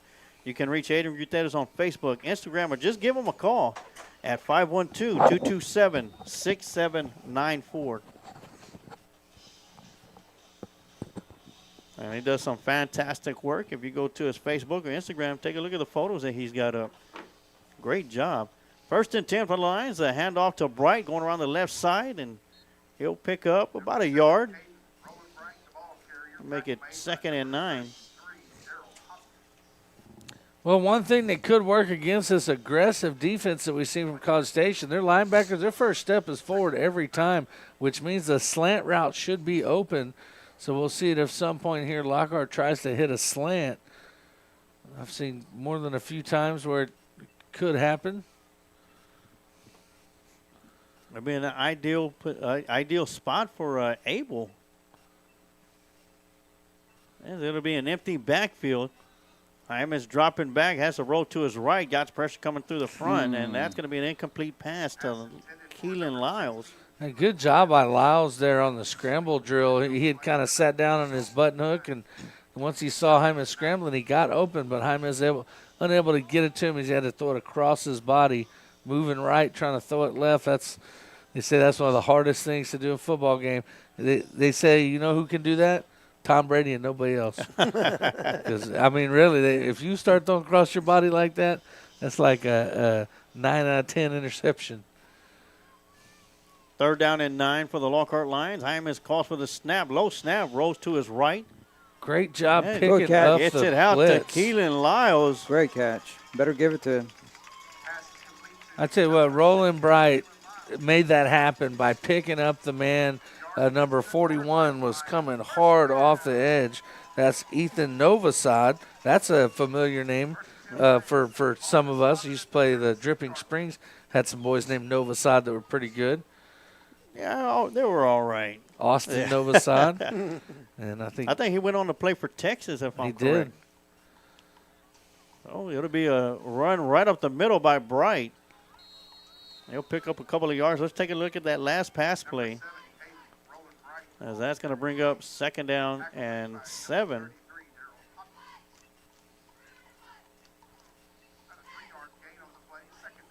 As you see Caden Roland Bright making a big block. And Anthony running that out route. He toe taps the edge. That'd be good in the NFL. Great catch there by Anthony. Oh, that was Lyles with the catch. Or Lyles? Yeah. 2nd and 7 coming up for the Lions. Abel in motion. And it'll be Bright right up the middle, and he'll get to the line of scrimmage. I thought they were going to go forward progress to the 40-yard line on the Cougar side. That's the second play in a row. I've noticed this crew's pretty quick to blow that whistle dead. On the last play, he leaned forward for a couple. On this one, he could have got a lot more. Talking about Lockhart? Now 1 minute and 59 seconds left to go. With a 2-minute warning. So while they're at the 2-minute warning, we'll take a quick timeout, too, and we'll be right back with more action right here on the Lions Pride Sports broadcast. Angie's Snacks, located at 2502 South State Highway 80 in Luling, Texas, is open on Sunday to Tuesday, Thursdays, and Fridays from 2 p.m. till 10 p.m. and closed on Saturdays and Wednesdays. Angie's Snacks offers a wide variety of authentic Mexican snacks as well as refreshments. On Sundays, Angie's Snacks serves a special plate. Be sure to go and give Angie's Snacks a like and follow on Facebook, where the Sunday special plate will be posted prior to each Sunday. Whether it's the craving for a Sunday special plate, cool refreshment, or an authentic Mexican snack, head on over to Angie's Snacks and let Angie take care of that craving for you.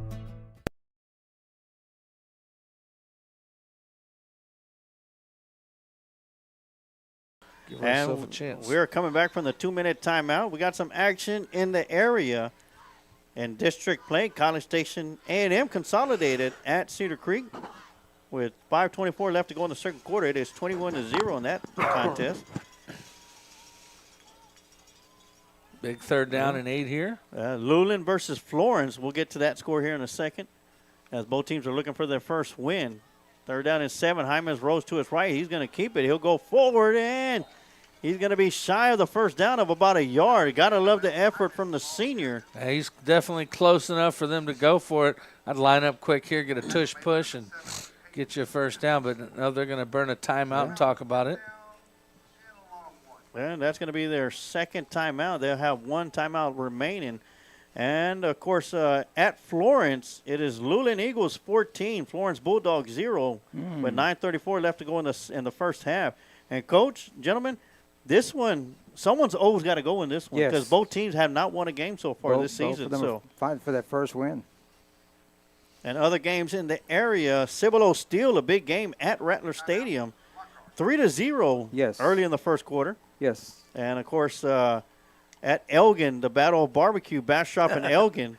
That game doesn't start till 7:30 p.m. And, you know, there's two teams that I would really love to see, if not in our district, in non-district play. It'd be nice to have, you know, us three all playing against each other to have like a barbecue cup. Well, I tell you that that Elgin has grown a lot. The city and the town has grown a lot. You know, it used to be Lockhart and Bastrop were always a division away from them, but that area has grown a ton out there, and so has their talent. Lockhart scrimmaged them early in the year, and they had a really good running back. Of course, Bastrop's on a tear. Elgin just won their first game last week. Connor in motion. They'll hand it off to Bright. He'll follow the block. Try to cuts it up, but the defense is there to stop it, to stop Bright. Great pursuit down the line of scrimmage. It'll be a turnover on downs. And that one stings, as you really needed that one. Minute 39 left. Now you got to stiffen up and make sure they don't score another one on you. Lockhart does get the ball to start the second half. I'm going to throw it over here to Scott Smith. Scott, we're almost through one half of football. What do you see so far, and what do you think we can do? You know, we talked about what can we do, and I'm sitting here brainstorming, and I'm honestly put 4 linemen on that line, shoot gaps in the middle because they're running up the middle, and, you know, brings maybe 4 linebackers behind them just to – Just hope you're in the right gap. Yes, because this line is killing us right now. And it'll be a quarterback keeper. Johnson fakes the handoff, goes over to the right side, got the blocker in front of him, gets the edge, and finally chased out of bounds. And then I say that, and then they run outside. Yeah. So they've been running it up the middle most of the game. And Johnson, their quarterback, he is the second leading rusher on this team. He's good for about 60 yards a game so far on the year. And and then he's behind, of course, Trey Watson, number 4, their starting running back. Aiden Scott runs the quarterback out of bounds. First down and 10. From the 17, Johnson drops back, throws out there, got a receiver. Better make tackle. Nice little move to break away from the arm tackle, but in there to make the stop. College Station has 2 timeouts remaining as well. Minute and 20, clock is running. They did a good job of bringing them down inbounds there. It'll be second down and 3. That's the most important thing here now, is to bring them down inbounds, make them burn those timeouts, and try to let that clock run out before they can get in the end zone. We're 1 minute away from the Quantum Toa in halftime. That one's right over the middle, and that's going to be incomplete as he overshoots his intended receiver. And their quarterback just got nailed. He took a huge hit. I believe that's Miles Carter that came in. Carter got to him right as he was releasing that ball and caused that ball to sail high. Timeout. Third and 3. No, the clock stops on the incomplete pass with 56 seconds. Yeah, and so they've sent in the backup. Yeah, they got 19 seconds left to go on the play clock. Yeah, they sure did bring the backup in. That's going to be number 16, Noah Simank. And it'll be Noah with the carry right away, and he'll get it to the end zone for a touchdown. Went from small, fast guy to big, fast guy. Well, no drop off at their quarterback position as they change out and still get a touchdown the very next play. That one hurts as that really stretches the game out, makes it a lot harder to try to claw your way back into. Well, and you could just tell by the way he was running, he's like, I'm used to this. I'm not a backup, you know. Also had those fresh legs. Yep. Well, they list him as a quarterback, a junior, 6'1", 211 pounds. So he's got some meat on him. Down, the kick is up, and it is good.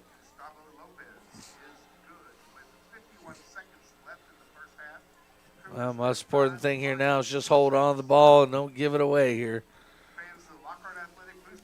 So as we're going to get ready to go into our Quantum Towing halftime show, we will showcase, I believe both bands are here. We'll take a listen to the College Station Cougar Band, and then after that you'll hear the sweet sounds of the Lockhart Lion Roaring Band. And as we'll take our time out as well. And go fill up with refreshments. We got some Dr. Peppers. Tell you what, I'm gonna make the walk across the field, just because I don't get to show them love very often. That side is ran by the Band Booster Club over there. Got parents in both concession stands here, all volunteers by either the Band Booster Club or the Athletics Booster Club. That's who runs the concession stands here at Lockhart. And they got City Council member John Castillo, Big John Castillo, to a lot of us that knew him from back in the day. He's out there making some sausage wraps. All right. So if you're listening out there, Big John, send us some up here to the press box. We got 1, 2, 3, 4. You can count me as 2, so that's 5 that we need up here. You kidding me? Me and Scott going to count as 3 if you count as 2. All right, make it 7. We'll see if he boots it out of the end zone again. He's trying to put it through the uprights, and he'll be shy of that. I think they need to make a new rule when it comes to NFL play. If you kick it through the uprights on the field goal attempt, it should count as 2 points or at least a point. Well, something that was interesting there on that kick return, Aiden Scott was one of the deep men back, which is interesting. That's not something we've seen so far. Coach, what are you telling him? Hold on that football. Yes, yes. Protect the football. 51 seconds left to go. Still plenty of time. Zeke Navarro will be in the backfield to start this drive off. Lockhart will have 2 receivers up top. As Abel will make his way, it'll be a jet sweep to Abel. His first touch of the game, and he'll cut it upfield out to the 30-yard line as he gets chased out of bounds. It'll make it 2nd and 5 for Abel and the Lockhart Lions. Wes Abel showing his speed on that one as he turns the corner. He's not a big man, but he can get to moving. No, of course, we've talked about him, especially starting from last year. It reminds us a lot of one Wes Welker. And Navarro with the inside handoff, and he'll be able to get it back to the line of scrimmage. That'll make it 3rd down and 5. Number 21, Ezekiel Navarro. It's going to be 3rd down and 6 as they had moved the ball back a yard. Okay, once again, veteran voice out there on the PA, filling in for Mr. Rob Ortiz tonight is Chip Pittman. If you ever came to Lockhart games in the last 10 to 15 years, you'd have definitely heard him. He does a great job. Hats off to him. A score update at Rattler Stadium in San Marcos, Texas. Cibolo Steel Knights 3, San Marcos Rattlers 7. And so that's a big game right there. 4 seconds left in the first quarter. And so Lockhart will let it just run out there, and nobody calls timeouts to try to stop it from happening. So that is the end of the first half. Lockhart trailing 35-6. Coach, going to the halftime, you've had some time to think about it. You're Coach Maldonado. What are you telling your crew offensively and defensively? Got to keep fighting offense. Got to keep trying to run the football. Try to get some points on the board to make it closer for us to come back. Defensively, we got to stop the run. Plain and simple. We got to stop the run. I don't know what you're going to do. Put a 9-man front up there, or just we have to stop the run. Yeah, pretty much going to sell out against it in the second half. Yeah, Scott, your thoughts of the first half of football here at Lions Stadium before we take a break and showcase the bands. I'm kind of with these guys. I'm almost to the point where I don't think they're going to throw, if at all, in the second half. I think they just want to go home, so they're going to run the football.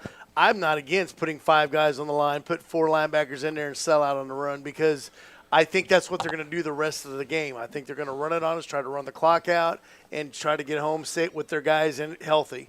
And as far as Lockhart, the guys are playing hard. Yeah. It's just this is a good football team. Yeah, they're a great football team for the College Station Cougars, and they're showing it, losing their first 4 games of the season and then coming back to win 4 straight and to put them in the playoff contention. So, great job all the way around by College Station Cougars. I love the heart from the Lockhart Lions, from everybody on the sideline, the coaching staff. So I guess that's going to take us to the Quantum Towing halftime show. We'll take a quick timeout and let you showcase the high school bands from College Station Cougars and, of course, our very own Lockhart Lion Roaring Band. And we'll take a quick timeout, and we'll be right back with some more action right here on the Lions Pride Sports broadcast, brought to you by Studio 301. Oh. And social officer, Maddie Cabeza. Our strutter of the week is freshman Grace Watts.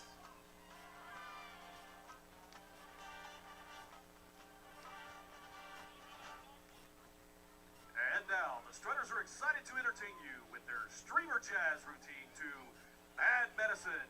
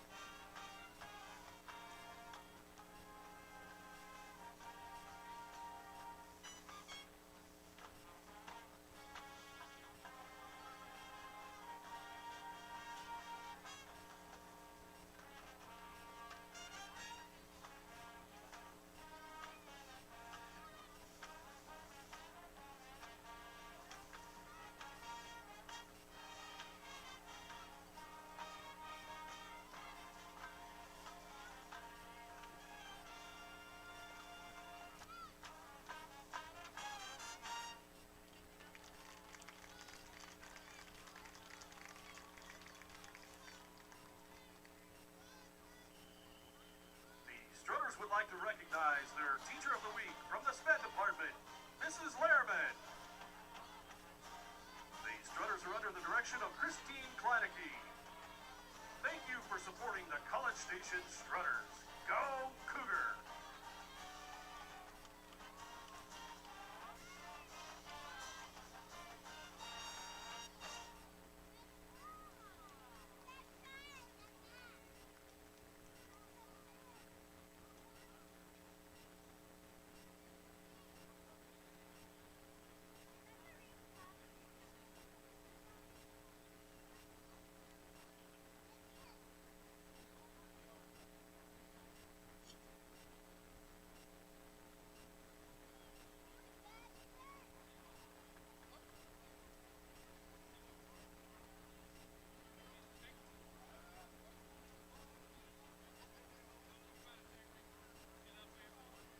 If you find yourself on the side of the road or in an accident, call Quantum Towing and Recovery at 512-295-8697. Quantum Towing has been a family-owned business since 2000. We offer 24-hour towing and recovery service for your vehicle. with 4 locations to serve you in Kyle, San Marcos, Luling, and Lockhart. Quantum Towing is only a phone call away.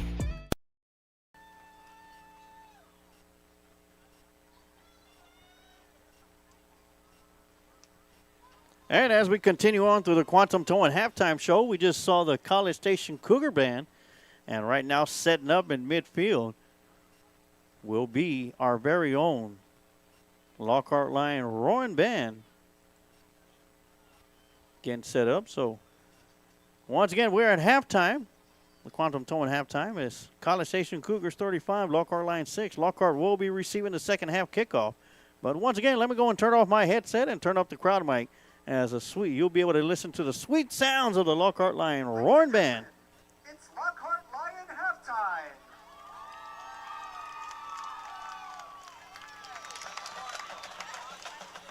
Please welcome to the field the award-winning Lockhart High School Lionettes.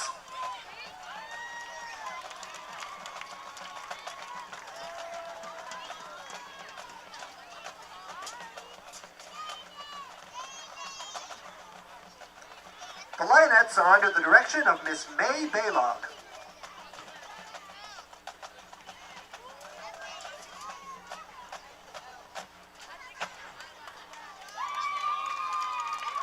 The Lionettes are led onto the field by Captain Lindsay Schwag, Co-Captain Linda Brito, Senior Lieutenant Morgan Cancel, Senior Lieutenant Elena Cervantes, Head Social Officer Ziena Ramirez, Social Officer Aaliyah Leos, Social Officer Jocelyn De La Cruz. The Lionette of the week is Javen Hernandez. Tonight, they will be performing their field palm routine to Good Time.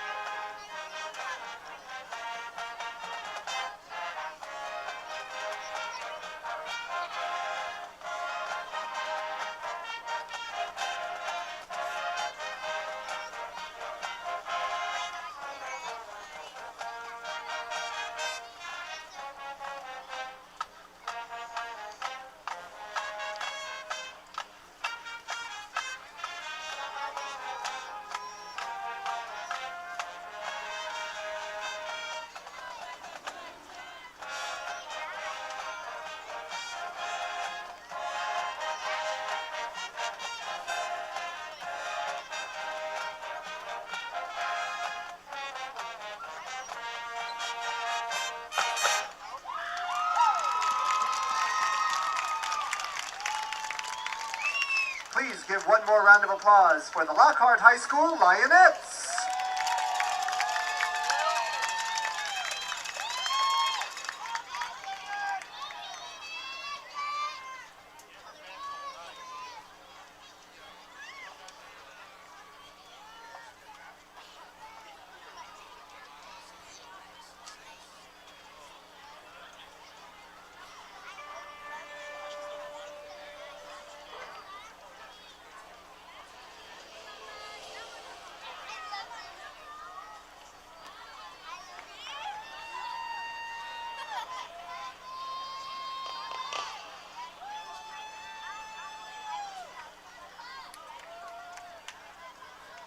Now entering the field, the Lockhart High School Roaring Lion Band and Color Guard.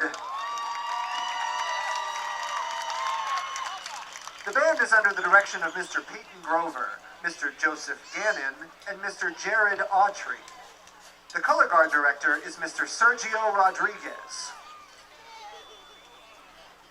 This week's freshman of the week is Sofia Alvarez. The member of the week is Kai Boydston. The section of the week is the trumpets.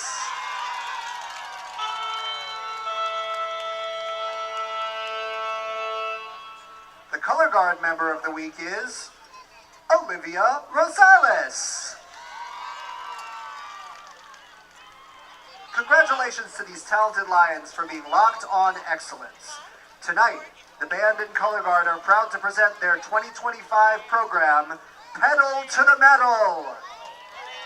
Soloists are Elias Hernandez, Andres Osuna, Isaac Jacob, Haley Dittmar, Benjamin Gonzalez, and Aristeo Gonzalez Dominguez.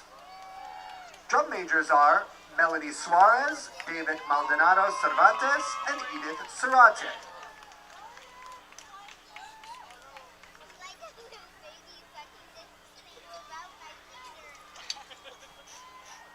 Ladies and gentlemen, start your engines.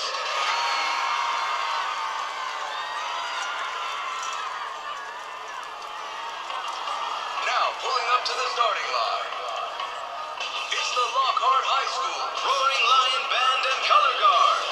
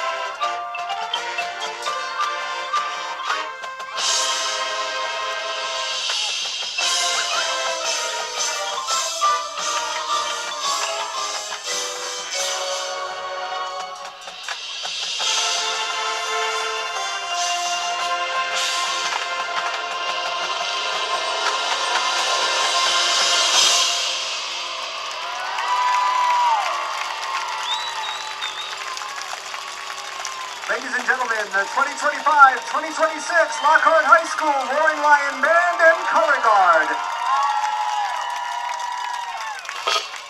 The Band and Guard would like to thank Superintendent Mark Estrada, Deputy Superintendent Dr. Stephanie Camarillo, LHS Principal Michael Herbin, and the RLB and CG Boosters for their endless support.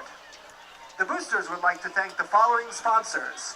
At the drum major level, Original Black's Barbecue. At the section leader level, First Lockhart National Bank, Greater Caldwell County Hispanic Chamber of Commerce, McCoy's Building and Supply, Bill's Truck and Trailer Repair, Aloha Commercial Services, Mario's Tacos, Kreitz Market, Randolph Brooks Credit Union, and Barb's BBQ. The Roaring Lion Band would like to thank Lone Star Rallycross for providing the drag racing lights seen in tonight's production. Please give one more round of applause to Lockhart Lion Halftime, the Lockhart High School Roaring Lion Band, our state finalist LHS Color Guard, and award-winning LHS Lionettes.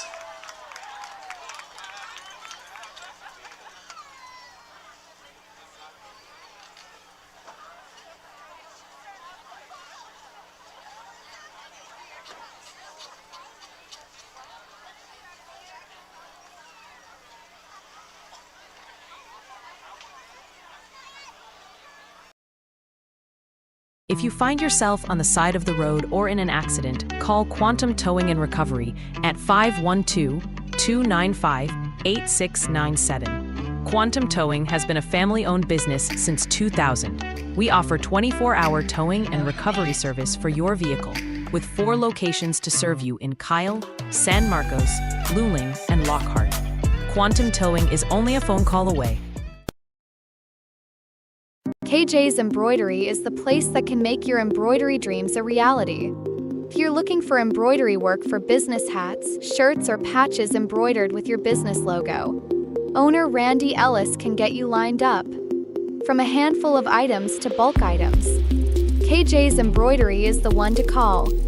Check them out on Facebook to stay up to date with all of their current work.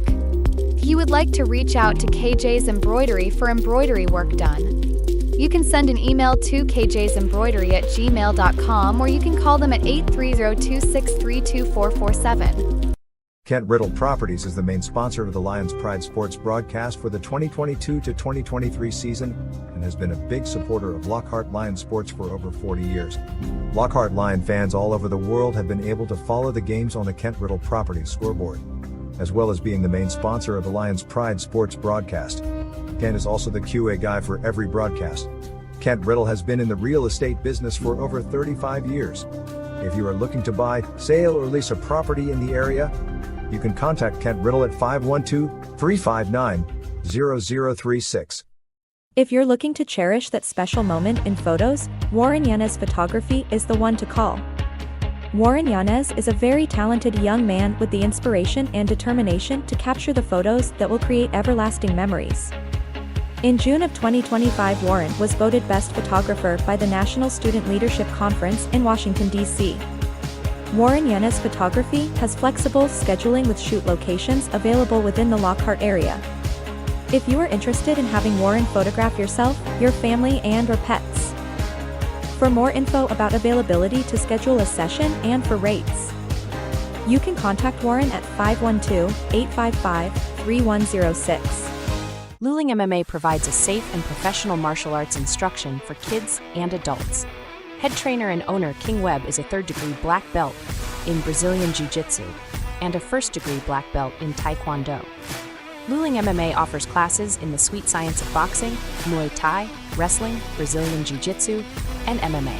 With experienced trainers and coaches, Luling MMA provides world-class instruction for those that want to learn for recreation or for competition. Luling MMA is located at 212 North Cypress Avenue in Luling, Texas. For more information about Luling MMA, you can go to their website, www.mmaluling.com. At Lockhart Warriors, we are a select nonprofit sports program tailored for athletes who aspire to compete at the highest levels. Our focus is on providing an affordable pathway for dedicated athletes to access top-tier competition and develop their skills in a challenging environment. We cater to those ready to embrace rigorous training and competition, pushing the boundaries of what they can achieve both individually and as a team.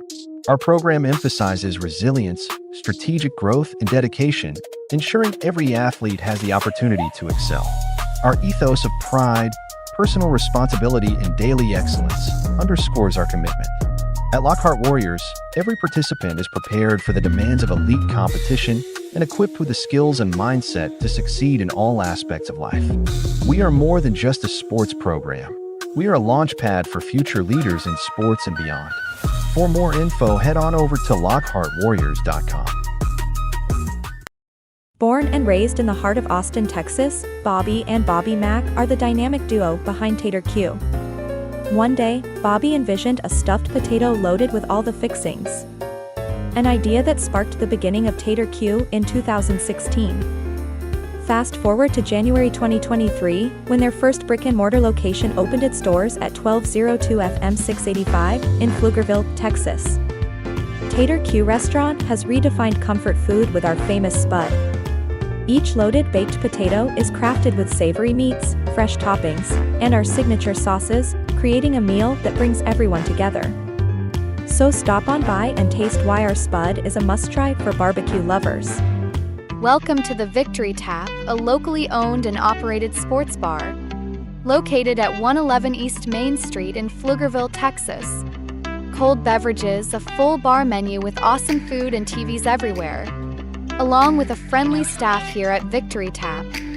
We are here to serve everyone like a winner.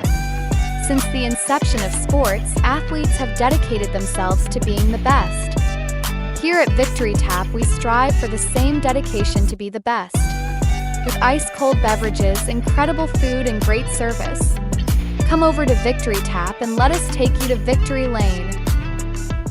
If you find yourself on the side of the road or in an accident, call Quantum Towing and Recovery at 512-295-8697. Quantum Towing has been a family-owned business since 2000. We offer 24-hour towing and recovery service for your vehicle, with 4 locations to serve you in Kyle, San Marcos, Luling, and Lockhart.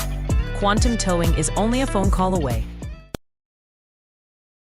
And we are back, and we are still currently in the Quantum Towing halftime show with 1:28 left to go. With myself, Emilio Sarge Juarez, TD Tom Dunn, the coach Amado Galvez, and our special guest for tonight's contest, Scott Smith. Of course, former voice of Lockhart Lion football on the Lion Country Broadcast Network. And, of course, Scott, you and I had chewed up some road, driving together to a lot of football games, and, of course, spent time in the broadcast booth for a couple of years. Calling Lockhart Lion football game. Different? Is it a different feel now that we got 2 more guys here in the broadcast booth with us? It really is. I mean, it's kind of weird, but it's also kind of cool because at any time, and I say this with a bunch of older guys sitting in the booth, if somebody needs to go to the restroom, it's okay because we got 3 more guys to take care of it. But the thing that's cool about it is just being back in this room after being gone for so long, and I knew the last time I did a game here, it was ice cold in this room. I brought a hoodie just because of it, and I'm glad I did because it is cold. That's why Coach has his sweater every game. Now, you did say 3 older guys, right? You'd say 4? I think I said 4. I don't know. I know you're not in our ballpark. Hey, reminder, these guys coach the guys who coached me. All right. And then he also coached me as well. So, yeah, it's been a ball. I told my son when we were talking earlier this week that just being with Emilio, doing this one more time, I said I'm probably going to do more of the reminiscing and just enjoying the moment than I am going to be talking, because I said it's fun to listen to you guys talk. I listen to you guys every game I can possibly listen to, and I do miss it, but I don't miss the driving. But I will say this.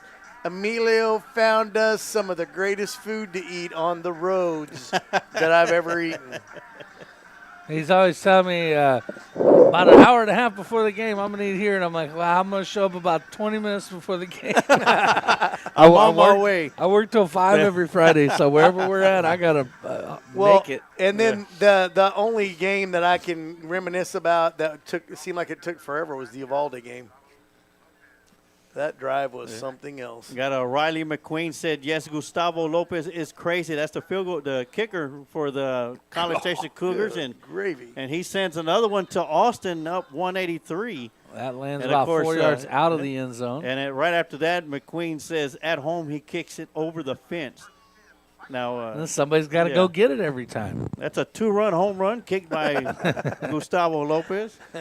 Well, Lockhart gets the ball to start the second half, find themselves down 35-6. Lockhart offense did start to show signs of life towards the end of the second half. They were able to get quite a few first downs. Roland Bright was able to put a touchdown on the board. We'll see if they can pick up where they left off. Would it be 1st and 10 for Lions? Quick throw out here on a screen to Anthony, and misfiring on that one as Anthony is unable to bring it down. Well, I've heard you guys talk about this freshman, about how he used to be a quarterback, now he's a receiver.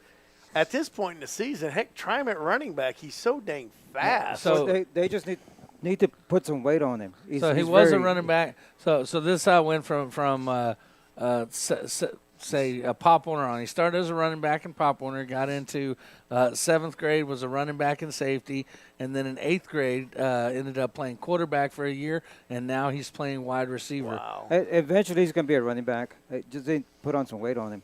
Yeah, handoff right up the middle. It's going to be about a 3-yard gain. That'll bring up 3rd down and 7. And we did see him get in on defense last week at the end of the game. He's a pretty dang good safety, and that's the position he's actually played the most through the whole time consistently. I tell you what, he's an excellent basketball player. Well, I think we need to get Bright the ball. I mean, the kid's played well tonight when he's gotten the touches. Well, right now it's Zeke Navarro in there in the backfield with James. Yeah, more of a bruising running back. James rose to his right, throws it out to Anthony, and in and out of the hands. He's not setting his foot. Yeah, James just rushing a couple passes there in that series. He feels the pressure coming. Well, he did have protection there. He's got time, so just needs to settle down a little bit and find that rhythm. That'll bring up 4th down and 7. And Lockhart will bring Estrada back out on the field to punt it. Number 80 will be back deep to receive it. That is going to be Ethan Sherman, junior wide receiver. And they've almost blocked 2 punts right now. 4th and 7. Estrada kicking into the wind here. It's still blowing out there, not as hard as it was at the beginning. Ooh, kick it. Ooh. That was this one's going to be blown right back at him, and it's going to take a College Station roll. They're going to have to pick it up and let it go out of bounds or something. College Station could have picked that one up and ran it in, as that one's going to be for a negative net yardage. That's going to be negative 17 yards on the punt. Was that a bad kick or was it blocked? I couldn't. No, tell. it was the kick and the wind. It just held up and pushed it back. Yeah, somebody said it. He needs to do that line drive thing. And so Estrada just started punting too. Okay, so he's got a little bit of a slow approach. And we got on the ball. 24-mile-an-hour gust of winds blowing right into his face, right to left on the screen. I wouldn't want to punt in this wind. Well, he's got to kick it quicker. He's just got to be quicker through the whole motion. That'll be Johnson at quarterback. Actually, we'll have the quarterback that came in, Simmack. 16. I would say they're just going safety reasons right now. I think they know the game is in hand as far as it looks, so they're going to save their quarterback. I'm going to say that is Noah Simmack. Okay, we'll go with that one. That is number 16. He's got number 23 in there, running back Michael Turner, who we've seen score a touchdown already. They've also still got their best running back, Trey Walton, in there. 23. That's going to be Turner with the carry. He's going to be upended, and it'll bring up 3rd down and go from the 6. And they started 1st and goal here. They've had one play at the line of scrimmage and then lost a yard. Lockhart defense doing well against the run to start off here in the second half. And I'll have something positive to say from Michael Gouveia, Lockhart line, and it'll be 3rd down and go from the 6. It'll be a handoff to too much speed. That's Turner. To Walton. Or Walton, as Walton will slide into the end zone for another touchdown. Speed kills, and Walton's got a ton of it. Yes, he does. Before we get to the extra point try, Michael Govea says they have friends that have a son that plays football at College Station High School. He's on the JV team. They said that even though the game went the way it did, our boys, talking about the Lockhart Lions, were full of spirit on the sideline because they didn't give up and very upbeat and vocal. I'm glad to hear our Lions represented Lockhart well. Great job, Coach. Michael Govea, one of my classmates, one of the linemen that blocked for me. Oh, just about every. Was he talking about the JV or the freshman? The JV. Okay. Yeah, because, I mean, yesterday, Coach and I talked about it. College Station beat the freshman squad very handily, but throughout the second half, you look at the sidelines, there was nobody with their heads hung down all from the Lockhart Lions side, and there wasn't no unnecessary penalties, unsportsmanlike, personal fouls, anything like that. And that's a credit to the coaching staff. Yes, it is. And kudos to the JV coaches. That's Bach Lee and Coach Brandon Kelly. They handle the JV. Great job, guys. Keep up the good work. There you go. Hannah Chambers is correcting you, TD. Cymac. It's Cymac. Cymac, like I told you. There's Cymac. no, there's an N. There's an N. Cymac. Cymac. Oh, no, Cymac. Oh, maybe they have it misspelled on the roster. They've got extra N in they got there. Cymac on there. SYMANK. Well, we'll take. So that's not our fault. We're in the clear. Yeah, that's right. We'll take her word for it. We'll go with Cymac. I was over here thinking about litigation and going to court and everything. So, and once again, Lopez will send it to Austin. Goodness gracious. I feel bad for the ball. You know what? I want to see him kick a field goal from the 50. I know they were booting it from the 50-yard line, 60 yards out during pregame. Well, that's the thing. I keep hoping that we'll hold him, but it'll just result in him coming out and going for 3 points. So Lockhart offense gets their second try. Started off a little bit slow in the second half with a few errant passes that were not on the mark. We'll see if Jaimez can get settled down, get those feet set, and find some of these receivers. Yeah, we are in the Adam & Sons AC Heating third quarter. This will be the biggest set that Lockhart runs. They've got basically 2 tight ends in the game. It will be a handoff to Bright. Bright's going to bounce it out to the outside, but the pursuit for the College Station Cougars is Very quick good. and fast. Yeah, very good. As they're probably going to give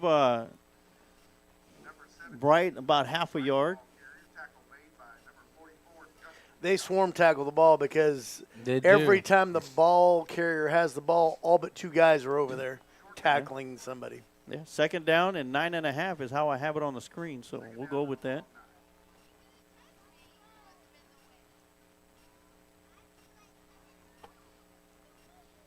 So here early in the third quarter, College Station Cougars 42, Lockhart Lions 6.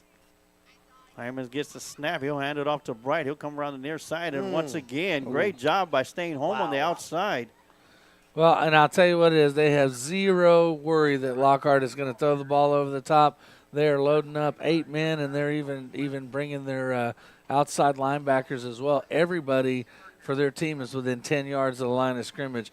When you get a defense sucked up tight to the line like that, you got to find some way to get the ball over the top of them. And that was Ethan Novosad with the tackle. And once again, they've pretty much got 8 men in the box. Everybody within 8 yards of the line of scrimmage. Third down and long. Hymas stepping into the pocket, throwing deep to Abel. Abel making the catch. Great catch. Great job of locating that football and kind of breaking off his route to make that catch by Abel. Great eyes and great hands. That was 100% him on that catch. Hey, and the protection was there for Jaimez. He stepped up in the pocket, did exactly what we were talking about, set his feet, and he put a dime on him. Wow. And Michael Govea has some nice things to say about you, TD. TD done. T-done, basically an automatic first down when you got the rock. Well, that's because they only gave it to me in on like 3rd and 1. 3rd and 1, 3rd and 2, yeah. But I get you those 2. Yeah, quick throw to Anthony, and just a little misfire on that. A little head If he throws that ball in front of Anthony, Anthony is running into the end zone. Let's take a quick look at that first down catch from Abel as we take a look at the replay of the band as well. And a great throw by Hymas as well. Great job stepping into the pocket, getting it to Abel. And Abel doing the rest from there, stepping out of bounds, picking up the big first down. Incomplete pass to Anthony, makes it 2nd and 10. The ball is at midfield. He'll give it to Bright. He'll go around the left edge, has to cut it up as defense is in the backfield. Yeah, with the way this defense swarms, you've got no time to hesitate or pick your pocket. You got to go, otherwise they're going to shut it down. And that's exactly what's happening. They're taking away the cutback lane, which is a big part of what makes Roland such a good runner, is he's able to find that cutback lane. And tonight that cutback lane has not been there as the guys pursuing from the backside are doing a great job with discipline and pursuing down the line. So it's going to make it another 3rd down and long situation for the Lockhart Lions. They're going to bring Bob Estrada in. He'll be in at wide receiver. And the Lions will line up with 3 receivers to the near side, 1 up top. It'll be man coverage up top with Anthony. We talked about that matchup earlier. And Hymas dropping back, stepping into the pocket. Tucks the ball in, and he's going to be sacked for a loss of 1 yard. That'll make it 4th down and 12. He had plenty of time to throw it, but credit the secondary of College Station with that sack as everybody was covered up, and there was nowhere for Hymas to go with the ball. But good job by the line that time. They're starting to give him a little bit more time and starting to hold up a little bit better against this good College Station defensive line. And Estrada will come in and punt the ball away. Didn't get a good punt on his first attempt here in the second half as it went down for a -17. Well, it can only get better. Okay, we're good now. We have Aiden Scott coming in late. And snaps have been high. This one right to him. Rugby-style kick from Estrada. I like it. That was a good kick against the wind as it's going to take a huge bounce, and it'll be fielded. Well, and with running out to the side like that in that rugby style, he's able to give himself just a little bit more room to put the boot into it. That's probably one of the best jobs we've done tonight of flipping the field and not giving College Station the gift. They're good enough. They don't need our help. Oh, that kid, Estrada, he just did a fantastic job. That's the way to get it done. That was a good job. And here at our next break, we'll give some updates on scores around the area. That's going to be Simac dropping back, throwing over towards the far side. That one's going to be incomplete. Great coverage out there by Titus Ramirez.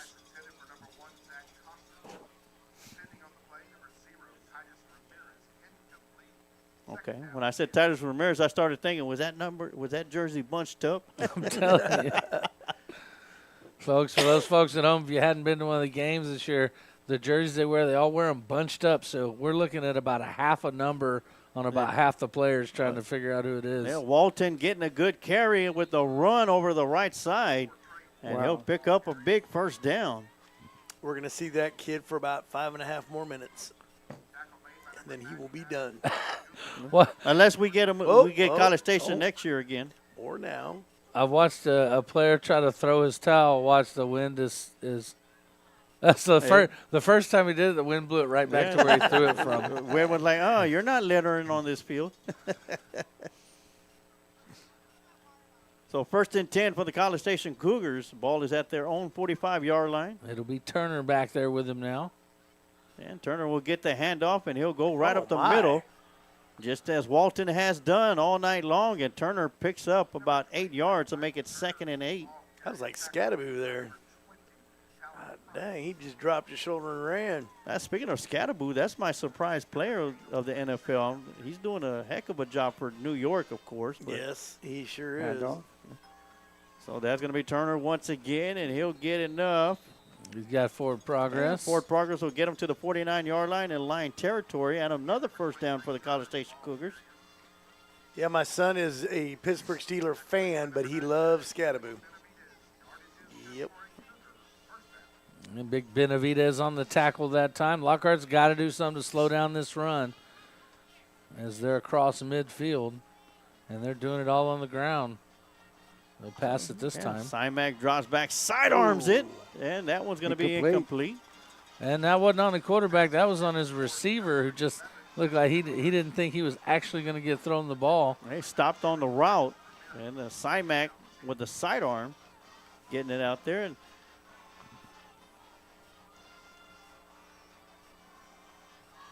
And Scott, we're going to talk about a former Lockhart Lion. Of course, I don't know if you heard it during the broadcast last night, but has an update about this young man. A swing pass out here to the near side, and great job. Bringing the receiver down. No gain on the play and make it 3rd down and 10. Titus Ramirez get there first. Aiden Scott right there to clean it up. This third quarter moving along. We're at 3:39 left to go. He trips up top this time. Simac rolls to his right. Design rollout. Throws over. And that one is going to be. That was almost incomplete, picked off. or they're going to say caught. That's going to be incomplete. Almost picked off by Aiden Scott as he broke on the ball. So the Lockhart Lions will come up with a big stop after giving up 2 first downs. Great job by Aiden Scott. And Lockhart will drop nobody back deep. Gonna hope this ball bounces out of the end zone with the wind. Well, good thing Gustavo Lopez isn't punting the ball. It's their starting quarterback who's their punter. That's Keaton Johnson back in the game. Well, I'd keep an eye on him. I don't care if it is 4th and 9. Jackson Gallagher in motion. And timeout. Well, who's it on? A delay game. Oh, wow. Well, with this wind at their back, I mean, it makes sense to get just a little bit more room and try to avoid kicking the touchback. I don't think they're used to putting the football. What do we do? Yeah. I kick? And so Lockhart does go with the punt return team now instead of just the base defense, switching a lot of players out there. Well, I tell you what, who knows? Someone who knows how to kick the ball, that's Gustavo Lopez. So 4th and 5, Johnson will kick the ball away. And it'll take a Lockhart Lion roll before it rolls in the Cougar direction.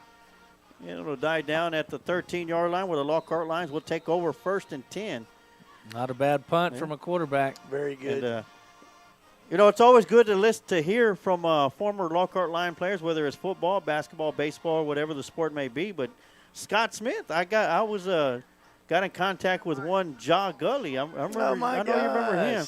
He was messaging me asking if I had some links to some old basketball games that we had called to send him. He wanted to make a highlight reel. Of course, some of those games you were actually on the call for a couple of those games. So, and I mentioned to him, well, what college are you going to be playing for this year? That way, we could try and find the link and share it for Lockhart Lion fans that want to, watch the games. An old Lockhart Lion player. Playing in the next level. Well, it turns out he's not in college no more. Nope. He's actually going to be playing professional basketball in Spain. Yes. I had heard that. As a matter of fact, his mother posted something about it. Yeah.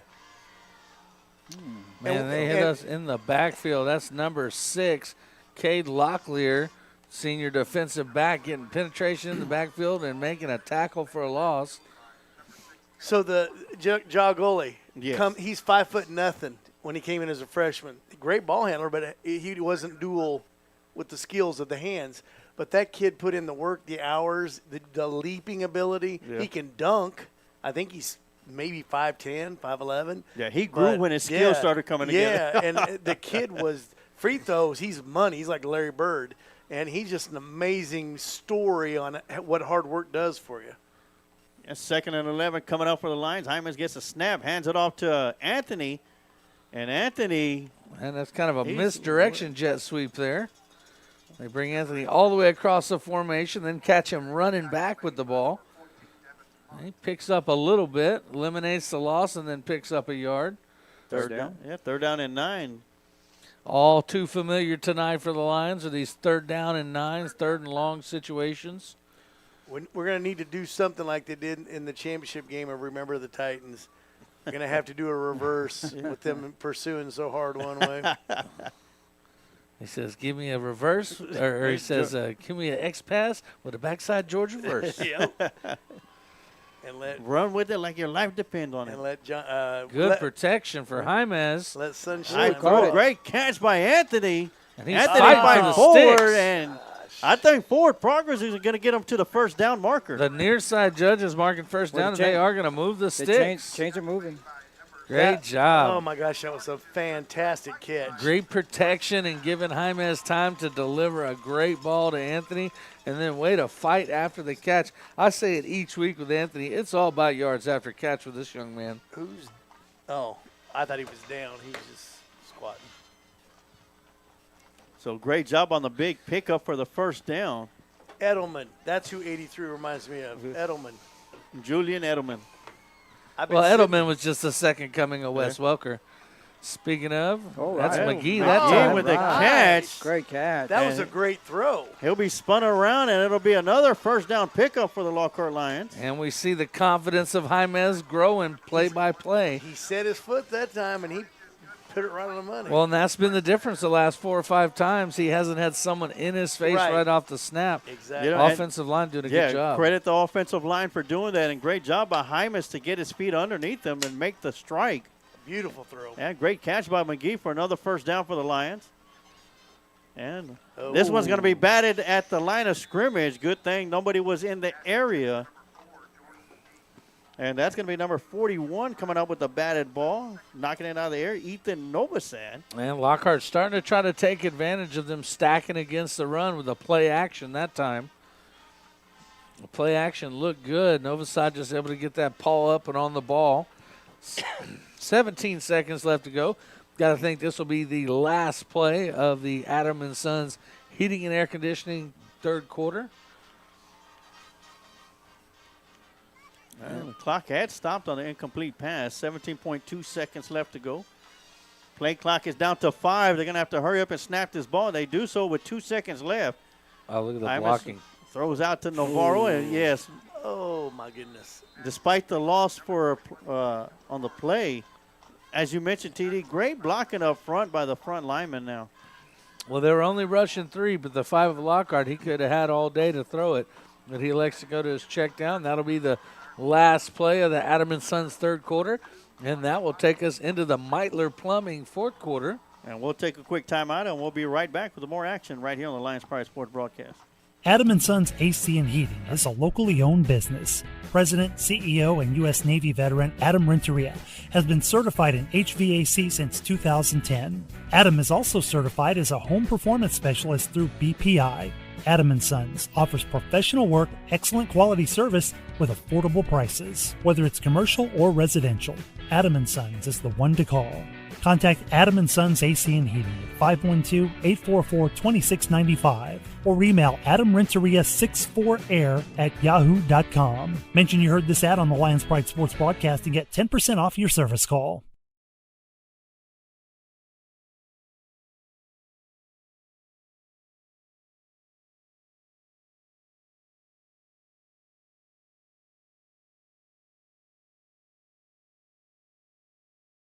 And we are back for the Meitler Plumbing fourth and final quarter. A quick update on area scores going on. At Cedar Creek, Texas, it is A&M Consolidated 35, Cedar Creek Eagles 0. That's at halftime. The Battle of the O's, Luton Eagles and Florence Bulldogs. Eagles are still up 14-6 halfway through the third quarter. And Bastrop and Elgin just getting underway, but it doesn't matter. Bastrop 14, Elgin 0. And off to the west, it is Cibolo Steel Knights 12, San Marcos Rattlers 21. Yeah, it's going to be into the halftime for them, San Marcos and Steel. Well, and that's an incompletion on third and long for the Lions. Good job by Jaimez to roll around and buy time, but too much coverage on the back end and just nowhere for him to go with the football. So Lockhart will bring in the punt team. And now Estrada's got that wind at his back. Yes. This is where field position will come into play right here. Well, we've yet to see number 80, Ethan Sherman, return one. Now, they list him. He's only listed at 5'8", 133. But I can tell you, any coach that sends a man back there to return that punt, that means he can do something special. Yes. We'll see if he gets a chance on this one. 5'8", 133 with about 4.4 speed probably. That would not surprise me. He is a junior. And we will have a timeout called. That'll be the Lockhart Lions' first timeout of the half. That means they'll have 2 more left. We'll take a quick timeout and we'll be right back. Meitler Plumbing LLC is the one to call on for your plumbing service work in Lockhart and Caldwell County. Call Darren Meitler from Meitler Plumbing at 512-398-3146. Darren has been with the family business for over 30 years and has been voted best plumber in Caldwell County numerous times. Master licensed and bonded. So, for any plumbing issues, call Meitler Plumbing for your plumbing service. Darren Meitler is also a 1989 Lockhart alumni and football captain for Lockhart Lions. Go Lions! Once a Lion, always a Lion.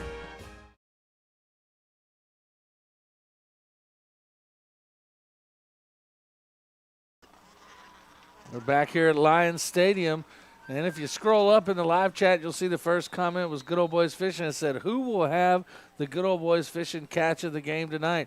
There's still a quarter left to play, so weigh in the comments. Which Lockhart Lion do you think will get the Good Old Boys Fishing catch of the game? As we get a fake punt, Bob Estrada's got what he needs, and then some. Oh, last guy made the tackle.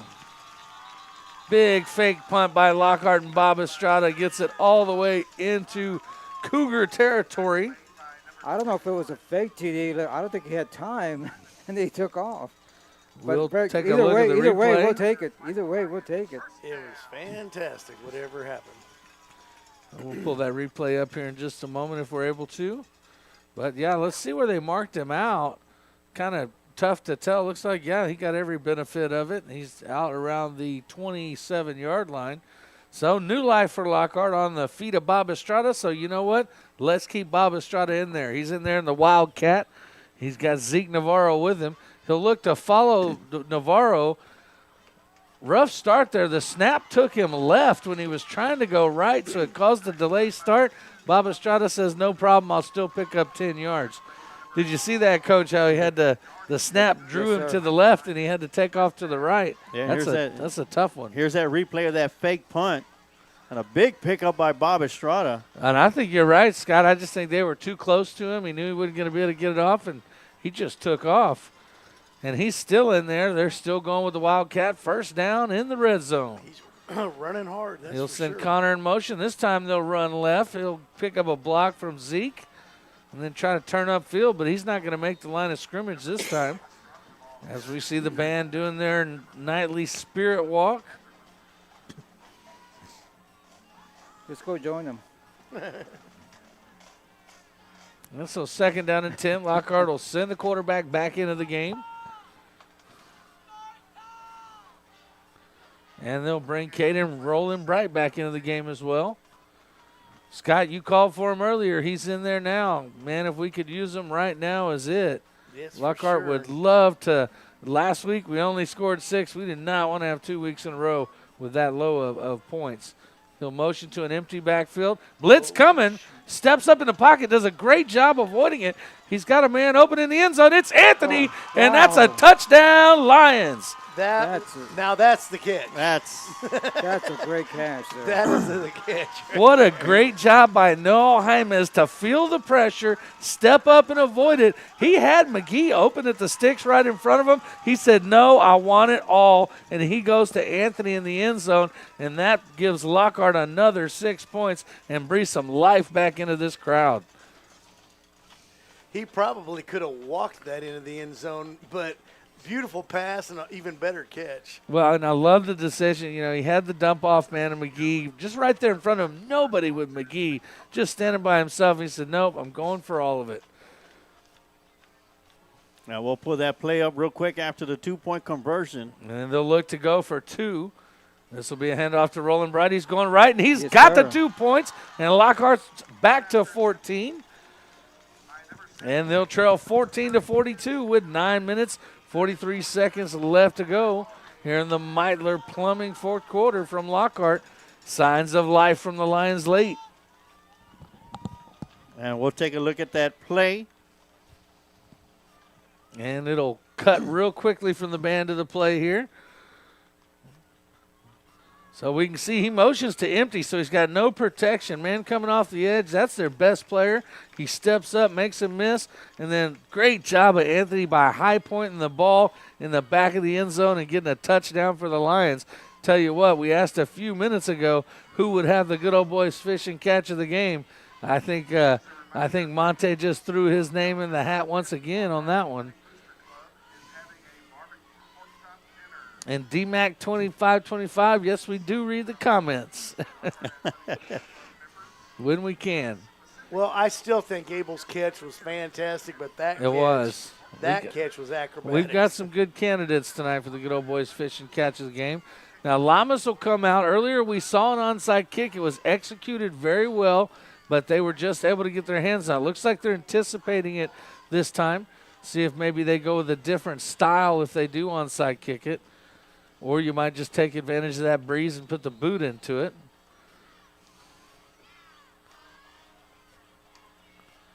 It gets a bounce, but it's 19 again. Yeah, coming up with it one more time, number 19, Dalton Hines. And Hines does a good job of finding himself in the right place on those onside kicks and has sure hands. He'll take over on the 41-yard line. Now that touchdown's a big one for the Lions as they were only able to get in the end zone once last week. Certainly wanted to get a little more production out of the offense this week, and now they've got it. 42-14, 9:41 left to go here in the Meitler Plumbing fourth and final quarter. Inside handoff to Turner. That's going to be Gallagher with the carry. He'll push it up forward for a 4-yard gain, make it 2nd down and 6. And they're going to give him 5. Lockhart's got to find a way to slow down this run game or they're going to eat up most of the game clock that's left. We're 9 minutes and the clock is running. But if they're able to pick up 4 or 5 each play, it's going to be tough to stop them from chewing this clock up. That fake handoff to Gallagher. That was going to be thrown out there. Incomplete. Great coverage out there. Making a hit, knocking the ball loose. And Cody Ballard, that's off his fingertips. Dylan White getting his name called for the first time tonight. 3rd down and 6. And a big 3rd down and 6 coming up. You might say this is the biggest 3rd down of the game so far for the Lions defense as it's getting late, and they definitely want to put the ball back in the hands of the Lockhart offense, which is heating up a bit. That carry over the left side and picking up the 1st down. Too much. Just fighting his way forward and finding a way, and he moves the sticks for his team. With that, we're inside 9 minutes, and the clock is running. Yeah, nice run by Gallagher. And most of these linemen for College Station, this is their backup. They're doing a great job, too. So big 1st down and 10. Gallagher with the carry once again up the middle. And that's been a stable for them running. They're not going around the left side or the right side. A lot of their yards they're getting tonight have been right up the middle. Well, they are, but they're middle traps where they're pulling guards and tackle from the backside to lead the way. And I tell you what, their guards and tackles must work for TxDOT because they're laying some road down. and it's funny, at halftime, half of them could only fit in the dressing room. The other half had to be outside. Good gosh.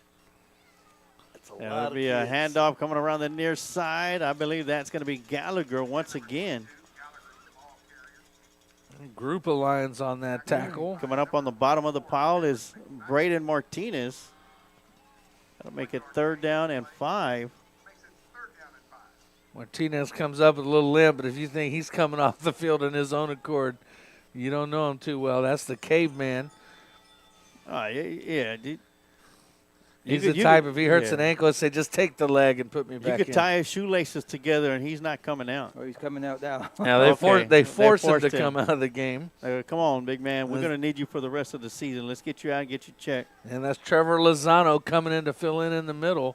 Simac with a throw out here toward the near side, and great job by Estrada. And finally, Cody Ballard brings one in. He's been targeted a lot of times, and that's the first time he's able to successfully bring it in. And Cougars threaten as they've got the ball into Lockhart territory. Ball's at the 39-yard line.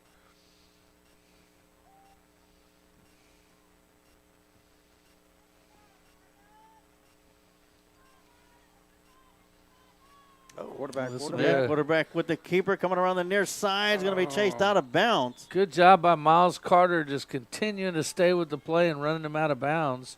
Still picks up almost enough for a first down.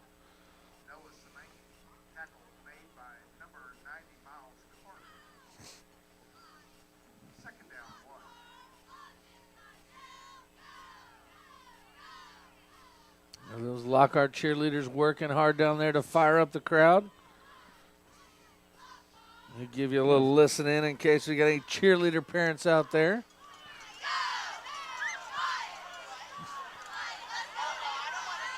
Inside handoff to Gallagher, and he'll pick up the first down and more out to the 20-yard line.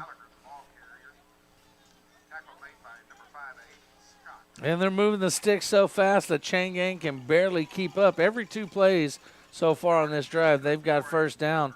Lockhart has got to do something to get in the gaps and slow down this run game.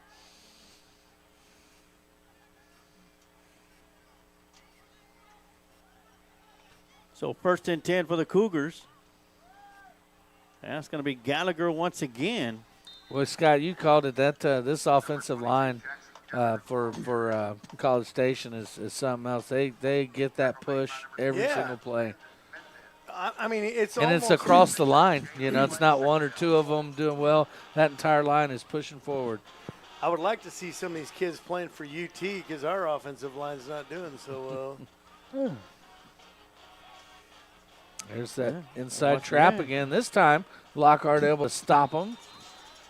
Well, they still pick up a couple, but they're going to be short of the first down. Bring up 3rd down for the first time on this drive. Going to be 3rd and a long 1. Hey, you know what? One thing, they've chewed up a lot of short yardage runs right up the middle. College Station really hasn't had a big home run. No, it's 5 yards at a time, but it's 5 yards every time. And I think their longest run may have been for maybe 11 or 12 yards. Ooh, great job chasing down from the backside. And Benavidez chases him down from the backside for a loss. That'll bring up 4th down. We got somebody down. And as they take an injury timeout on the field, we'll take a quick timeout here. You're watching Lockhart Lions football on Lions Pride Sports Broadcast. If you're looking to cherish that special moment in photos, Warren Yanez Photography is the one to call. Warren Yanez is a very talented young man with the inspiration and determination to capture the photos that will create everlasting memories. In June of 2025, Warren was voted Best Photographer by the National Student Leadership Conference in Washington, D.C. Warren Yanez Photography has flexible scheduling with shoot locations available within the Lockhart area. If you are interested in having Warren photograph yourself, your family, and/or pets. For more info about availability to schedule a session and for rates, you can contact Warren at 512-855-3106.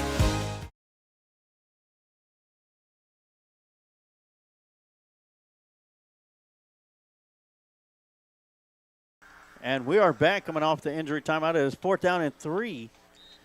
And they'll have a field goal attempt. This will be Lopez, who's hasn't kicked one yet. And snap is back, hold us down, going into the wind, and it is good. Boy, that one held up right as it was going through the uprights and fell almost like a basketball shot. Yeah, and this is Jacob Lopez. I wonder if he's the little brother. Little brother of Gustavo Lopez. So he's definitely the little brother, no matter if he's older or younger. I'll tell you that. They both were kicking. Yeah. Maybe McQueen can let us know. Yeah, they Riley were McQueen. both kicking, and both of them are good. Yeah. But obviously, Gustavo's got the stronger leg. Well, of the we two, saw but- 28, the one that just kicked, Jacob, he was the one that was kicking him from 50 yards pregame. Yeah. But Lopez was dropping them in from 60. Well, and little victories for the Lions. That's a small victory. You hold them there, force them to a field goal, you get the ball back. Still got 4 minutes, 12 seconds, but they were able to eat about 5 minutes off of the clock with that long running drive. They had, I think, only one pass on that drive, and that was the completion to Cody Ballard. They had a couple other attempts, but that was the only pass completion. The rest of it was on the ground with the backup running back and backup quarterback.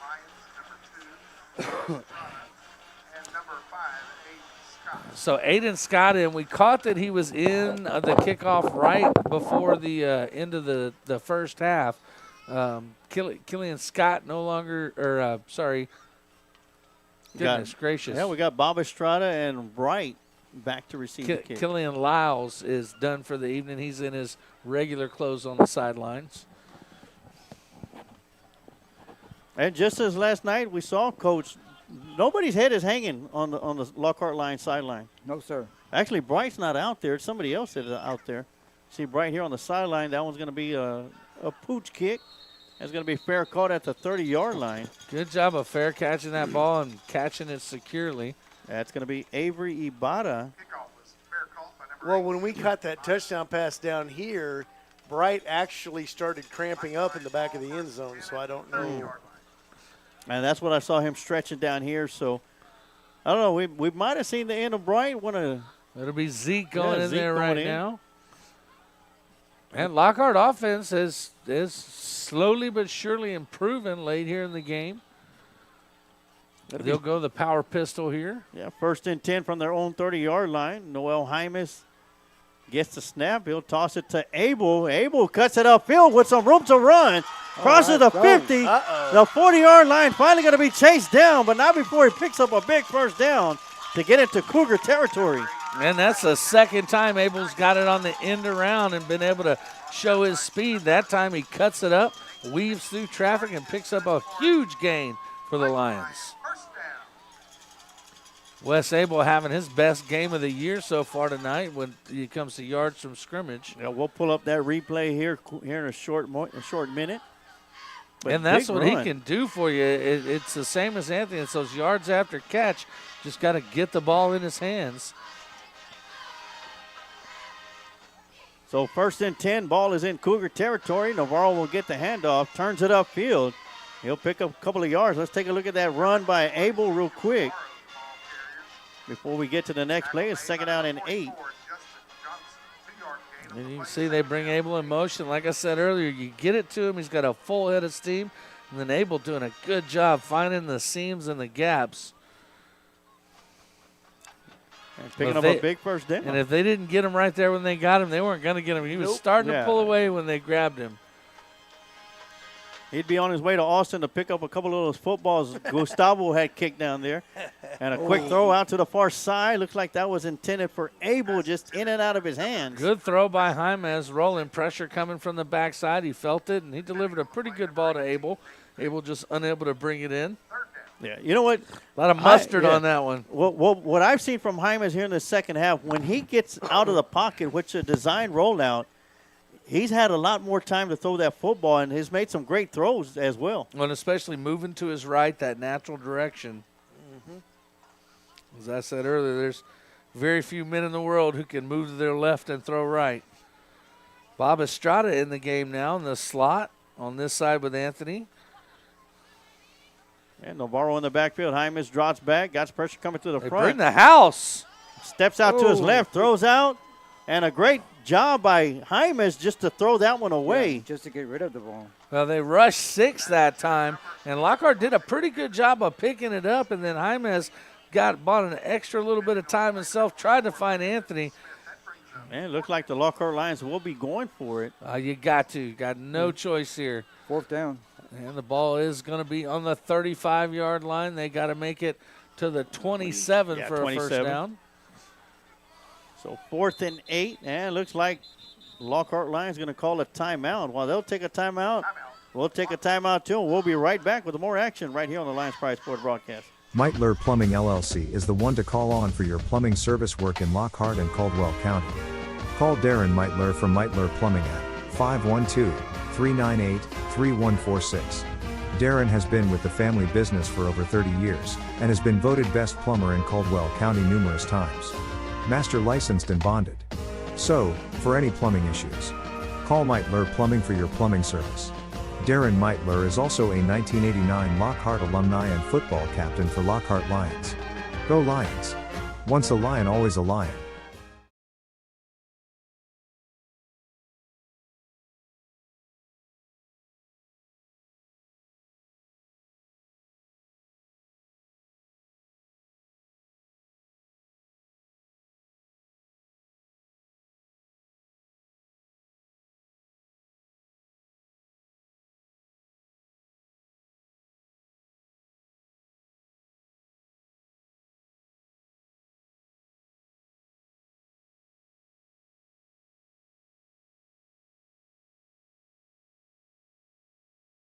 All right, 3rd down and 8, or 4th down and 8 coming up for the Lockhart Lions. And they're going to elect for a long field goal from Lamas. Wow. 52 yards. Wow. And he's got the wind in his back. Hey, no better time to try it than now. Yeah, why not? The left-footed kicker, Lefty Lamas, coming up from 52 yards out. The snap is back. The hold is down. The kick is up, and it's going to be short and wide right. That was a good time to try it if there's ever You know what? I'm going to go and say it. I could have sworn I saw him slip. His foot lost slipping a little bit. Well, they'll take over. 2 minutes, 34 seconds left. Hopefully they'll run out of time before they run out of green. Oh, yeah. 2:34 left to go here in the Meitler Plumbing 4th and final quarter. And at the conclusion of the game, we'll have a quick timeout, and we'll come back with your Quantum Towing post-game show. And during that time, we'll have your Quantum Towing players of the game. Of course, we'll talk about the game at hand before we cut out for the evening. Inside handoff to Gallagher, and that's going to be good for a 2-yard gain. It'll bring up 2nd and 8. And Mendez on the tackle. Tackle made by number 25, Landon Mendez. 2-yard gain on the play, 2nd down, 8. Lockhart's got one timeout left. Looks like, wow. Oh, they're going to let it run down the 2-minute warning. I thought they were going to call a timeout on the College Station side, but we'll just let it run. We'll go in and keep it right here. And, of course, a couple of updates of scores around the area. A&M Consolidated 42, Cedar Creek Eagles 0. That's 2:11 left to go in the 3rd quarter. Luling Eagles put some more points on the board. They are up by 11 at Florence, taking on the Buffaloes. 2:48 left to go. Looks like Luling will pick up their first win of the season and stay. And get this, first win of the season, and they're still in the playoff hunt. How's that possible? They got 3-team district. Yeah, they had three. They had I think it's a 5-team district or 6-team district, but 3 of those teams hadn't won a game yet. Goodness gracious! Wow. Surely Lano's won a couple games. Yeah. Steele 19, San Marcos Rattlers 21. That's the halftime score. Yeah. And we got Buda Johnson 28, East Central 14, 3rd quarter. Yeah. And of course, Bastrop mentioned earlier 21-0 early in midway through the 2nd quarter. As we come back off the 2-minute warning, 2nd down and 8. And that's going to be a loss of yardage. And getting back there into the backfield. 44. That's Cameron McKnight getting in there, making his presence felt. Also number 50, 3rd down. Lockhart, Benjamin Almazan. Lockhart could get the ball back here. 3rd down and 10. And another local score over at Elgin. That's 21-0. Just started the 2nd quarter, and Bastrop is threatening to score again there.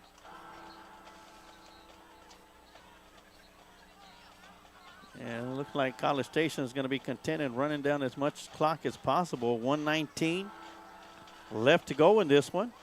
Wouldn't surprise me if they try to get this first down. Yes, Simac with the carry. Yeah, so they'll be able to tick it down around 30 seconds before they have to punt the ball away to Lockhart. You know, and I'm pretty sure a lot of people's minds, they'll be like, how come Coach Maldonado's not going and call his final timeout? He goes, you know, my thought would be, why get somebody injured in a game to where, you know, the decision's already been made who's going to win, who's going to lose the game, but you know, no need to get an extra play out there. Well, there's and a possibly get somebody hurt. A respect thing among coaches as well. You know, there's just certain things you don't do, and that's one of them. You're going to get the ball back and get a little chance here, maybe a chance to run a play. Yeah, it's going to be a high snap. It's the big man punting this time. It'll be booted. Yeah, Gustavo Scott. Lopez, as Scott picks it up, he'll come around the near side. And he's going to be jersey tackled. At the rope-a-dope. Yeah, jersey tackled at the 26-yard line, or they're going to get him down at the 30 with forward progress for 1st and 10. And there'll be 13 seconds left on the clock. Time for one play for Lockhart. As you'll take the knee and call it a night.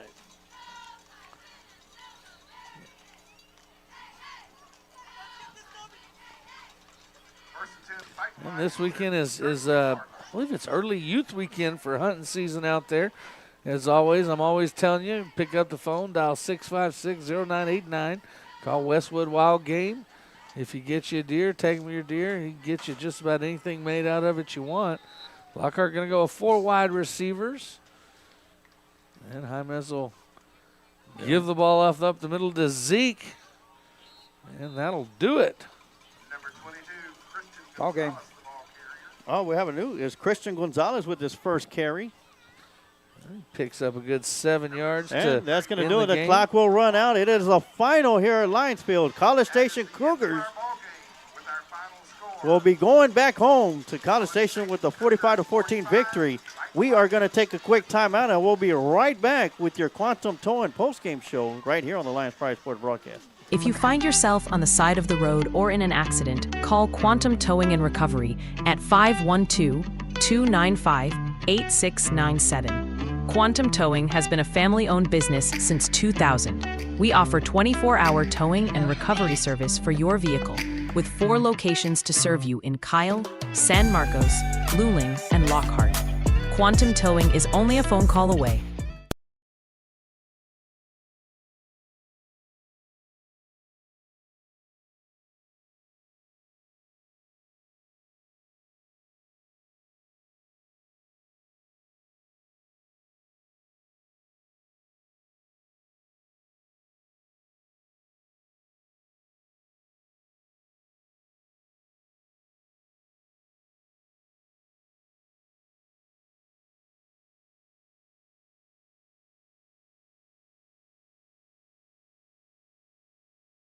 And we are back for your Quantum Towing postgame show here on the Lions Pride Sports broadcast. Today's broadcast was brought to you by Studio 301 Productions. And they did a fantastic job as they gave us the great field shots.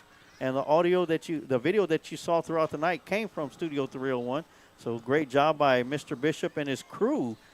And it's a young crew. Talked to him at halftime, said it's going to be the same crew they're going to have next year. And they've done a fantastic job. But it's a final here at Lionsfield. College Station Cougars 45, Lockhart Lions 14. TD, Scott, Coach, your thoughts of tonight's contest? Well, I'm gonna go ahead and jump. I'm gonna jump. So, first of all, as always, even when I was the voice of the Lockhart Lions, the thing that I admire the most about Lockhart sports is that the kids continue to fight no matter what the score is. They'll always continue to play hard. I'm impressed with this football coach. I think he's going to do some good things.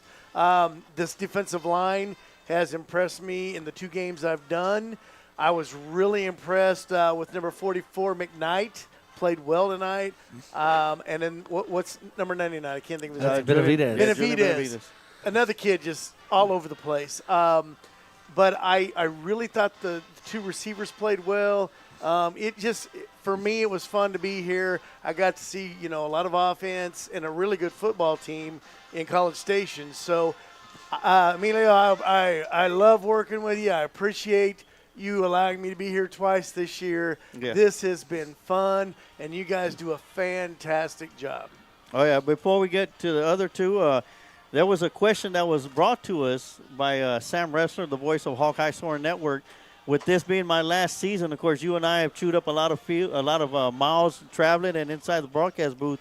what was one of the best moments that you're going to be able to take, side by side with myself? Of course, I'm not going to get mine until the end of the year, my last game. But so with you, it was when Ellison was in John Madden easy mode. Oh man! And he would run up the middle and they'd be gone before people saw him. I think it was against Kerrville Tigers. Yes, and I think in like a 5-game stretch, he had over 800 and some yards rushing and probably close to 15 touchdowns. Yeah. And just being there with you to call the play, because we were both so excited about the touchdown that we're out screaming each other, because it was so much fun to watch. That team was fun to watch. Yeah, and I think, I want to say 60 points were scored in that first quarter alone. Oh, it was against Kerrville yes. Tigers, matter of fact. So it was crazy. And I think he ran for, I want to say 474 yards that night. Probably so. Yeah. And I think he's still running right now. Yeah, probably. TD, your thoughts on tonight's contest? Well, Lockhart continued to fight, and I like what Scott said, the attitude of our players. You can tell what the leadership's doing by the attitude that you see on the field when your team is behind. And that speaks volumes about, I think, Coach Maldonado and all his assistant coaches, to where these kids are behind. They're not out there getting in fights. They're not getting stupid penalties. They're in control of their emotions. And really, at times you see them come back out on the field and they're re-energized, and they come back out on the field with hope and purpose every time after every series. Doesn't matter if the other team scores. They're coming back out with hopes of this is where we're going to turn around every single time they come onto the field. So I think that's a big thing. It speaks volumes about what they're doing in general. And while I've got the mic here, we'll go ahead and go over to our good old boys fishing catch of the game. And after careful deliberation, that one's going to go right here to Mr. DeMonte Anthony. And also, again, you can't have a catch of the game without a throw of the game. And Jaimes does a good job, feels the pressure, makes some missteps up. He's got McGee open right there in front of him. Nope, he goes for it all, and Anthony high points the ball and gets a touchdown. And a little intimidation to boot at the end. So he stands over the defender, DeMonte Anthony. Once again, you have this week's good old boys fishing catch of the game. And with that, we'll roll right into the – Well, Coach, your thoughts of tonight's contest? I think I was surprised. We played good. I think we played good, some very good spots. I'm very proud of the guys, the effort they gave. Guys, we had 4 starters on the sidelines. Yes. And we lost 2 during the game. Yeah, and, especially a big defensive starter right up the middle with Romeo Juarez. For them to keep fighting, man, great job, guys. Short week. We got to forget about this one. Come back on Monday. Get ready to play on Thursday. Oh, yeah. We got Anderson, and we'll take a look at the district standings. Or not the district standings, but week 10 of District 12 5A. Lockhart will be traveling to House Snow Park to take on the Anderson Trojans. That's scheduled for a 7:30 p.m. start. Pflugerville Weiss Wolves will be traveling to College Station. That'll be a Friday night start at 7 p.m. Hayes Hawks will be at A&M Consolidated for a 7 p.m. start at College Station. Cedar Creek Eagles and Lehman Lobos will be playing at Bob Shelton Stadium at 7:30 p.m. And the bye week will go to the Hendrickson Hawks. And I'd say the biggest game in District 12 next week is going to be Pflugerville versus Weiss versus College Station in College Station. I look for that to be a real good game next week. Yeah, as we continue on with the Quantum Towing post-game show, we're going to have your Quantum Towing post-game honors. We'll go and start on the defensive side. TD, your Quantum Towing defensive players of the game. Well, we got 2 of them, and they both play up front tonight. First time this year. Going to give it to number 44, Cameron McKnight. He stepped up tonight, was filling in for Portillo, and he did a great job. He made his name known from early on in the game. And then also, as always, coming up the middle, big number 99, Julian Benavidez.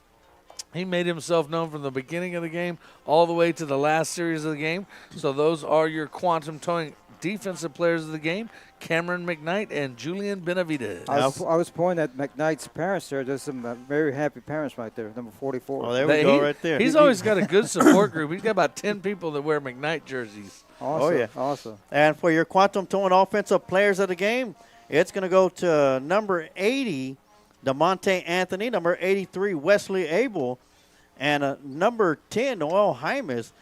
Great job by Anthony and Abel making those catches once, and of course Anthony with a big touchdown, Abel with a big first down catch, and a huge first down run to go with it. Well, and to be clear, so both of that first down run and the first down catch he had, that then led to Anthony's touchdown after the quarter flipped. And then Jaime started off a little bit slow in the first half, but in the second half came on strong with some great blocking up front, made some great throws to both Abel and Anthony. So congratulations to Noel Jaimes, Wesley Abel, and DeMonte Anthony. You are the Quantum Towing offensive players of the game. Now, gentlemen, moving on from tonight, final thoughts before we close it out.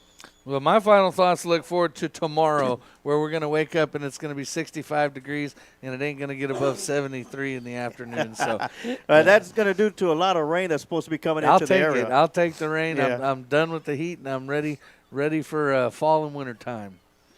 Coach? I'd like to wish luck to Memo Juarez. His Pee-wee team is undefeated. They start the playoffs tomorrow. And also Dylan Vest, junior team, they're in the playoffs tomorrow. And my team also plays tomorrow. The seniors will play tomorrow against Buda. And all the games are going to be taking place there in San Marcos? And Jerry's World. Yeah. And Jerry's World. Oh, yeah. That's awesome. Yes, San Marcos. It's Jerry Johnson's World, not Jerry Jones. Jerry Johnson's World. And Scott? Like I said earlier, it's been fun the 2 times I've been with you guys. I love listening to you guys on the Friday nights, and you do a fantastic job. I do miss this a little bit, but, boy, I don't miss that road trips. I do not miss the road trips at all, and I'm sure my gas card is very happy that I don't do them anymore.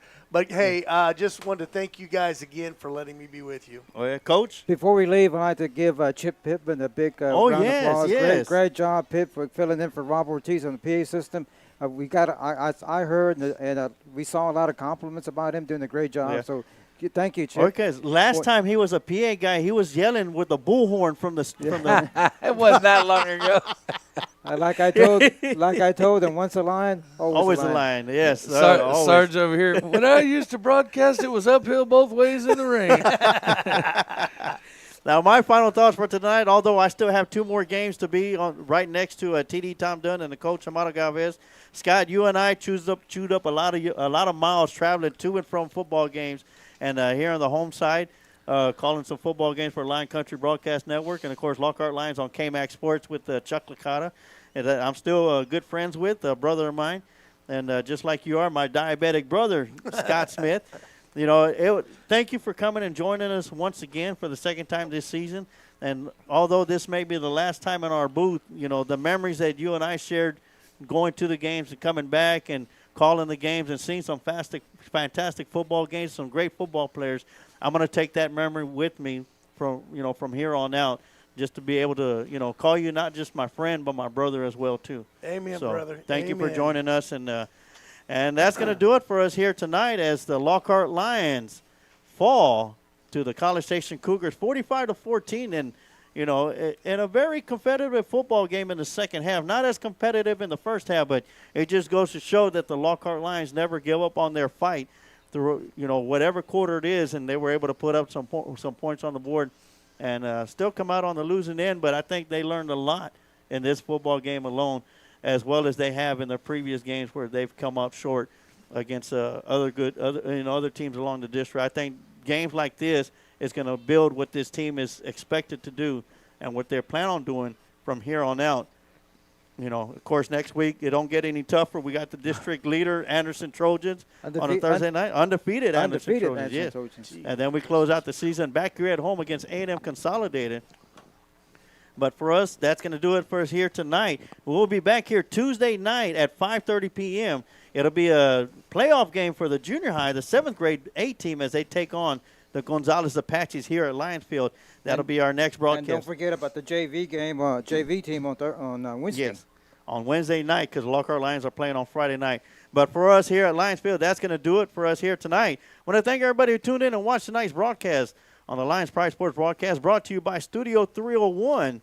Hope everybody enjoyed the game, enjoyed the broadcast, and safe travels home for everybody that came here tonight from College Station. Make sure everybody gets home safe and sound. We got some bad weather coming in. Hopefully y'all will get there before the weather arrives. But That's going to do it for us tonight. And always remember, like I always say, you can take the lion out of Lockhart, but you can never take the heart out of Lockhart. Go Lions.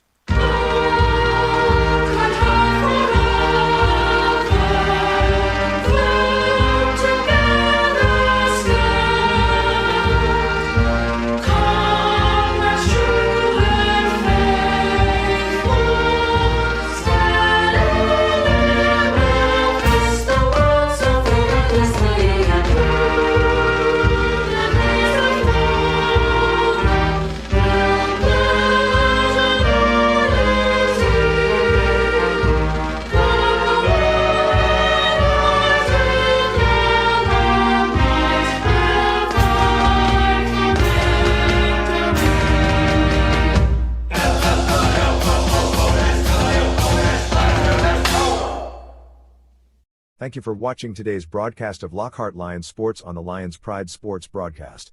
Today's broadcast was brought to you by our main sponsor, Quantum Towing. And remember, like the Sarge always says, you can take the lion out of Lockhart, but you can never take the heart out of Lockhart. Go Lions!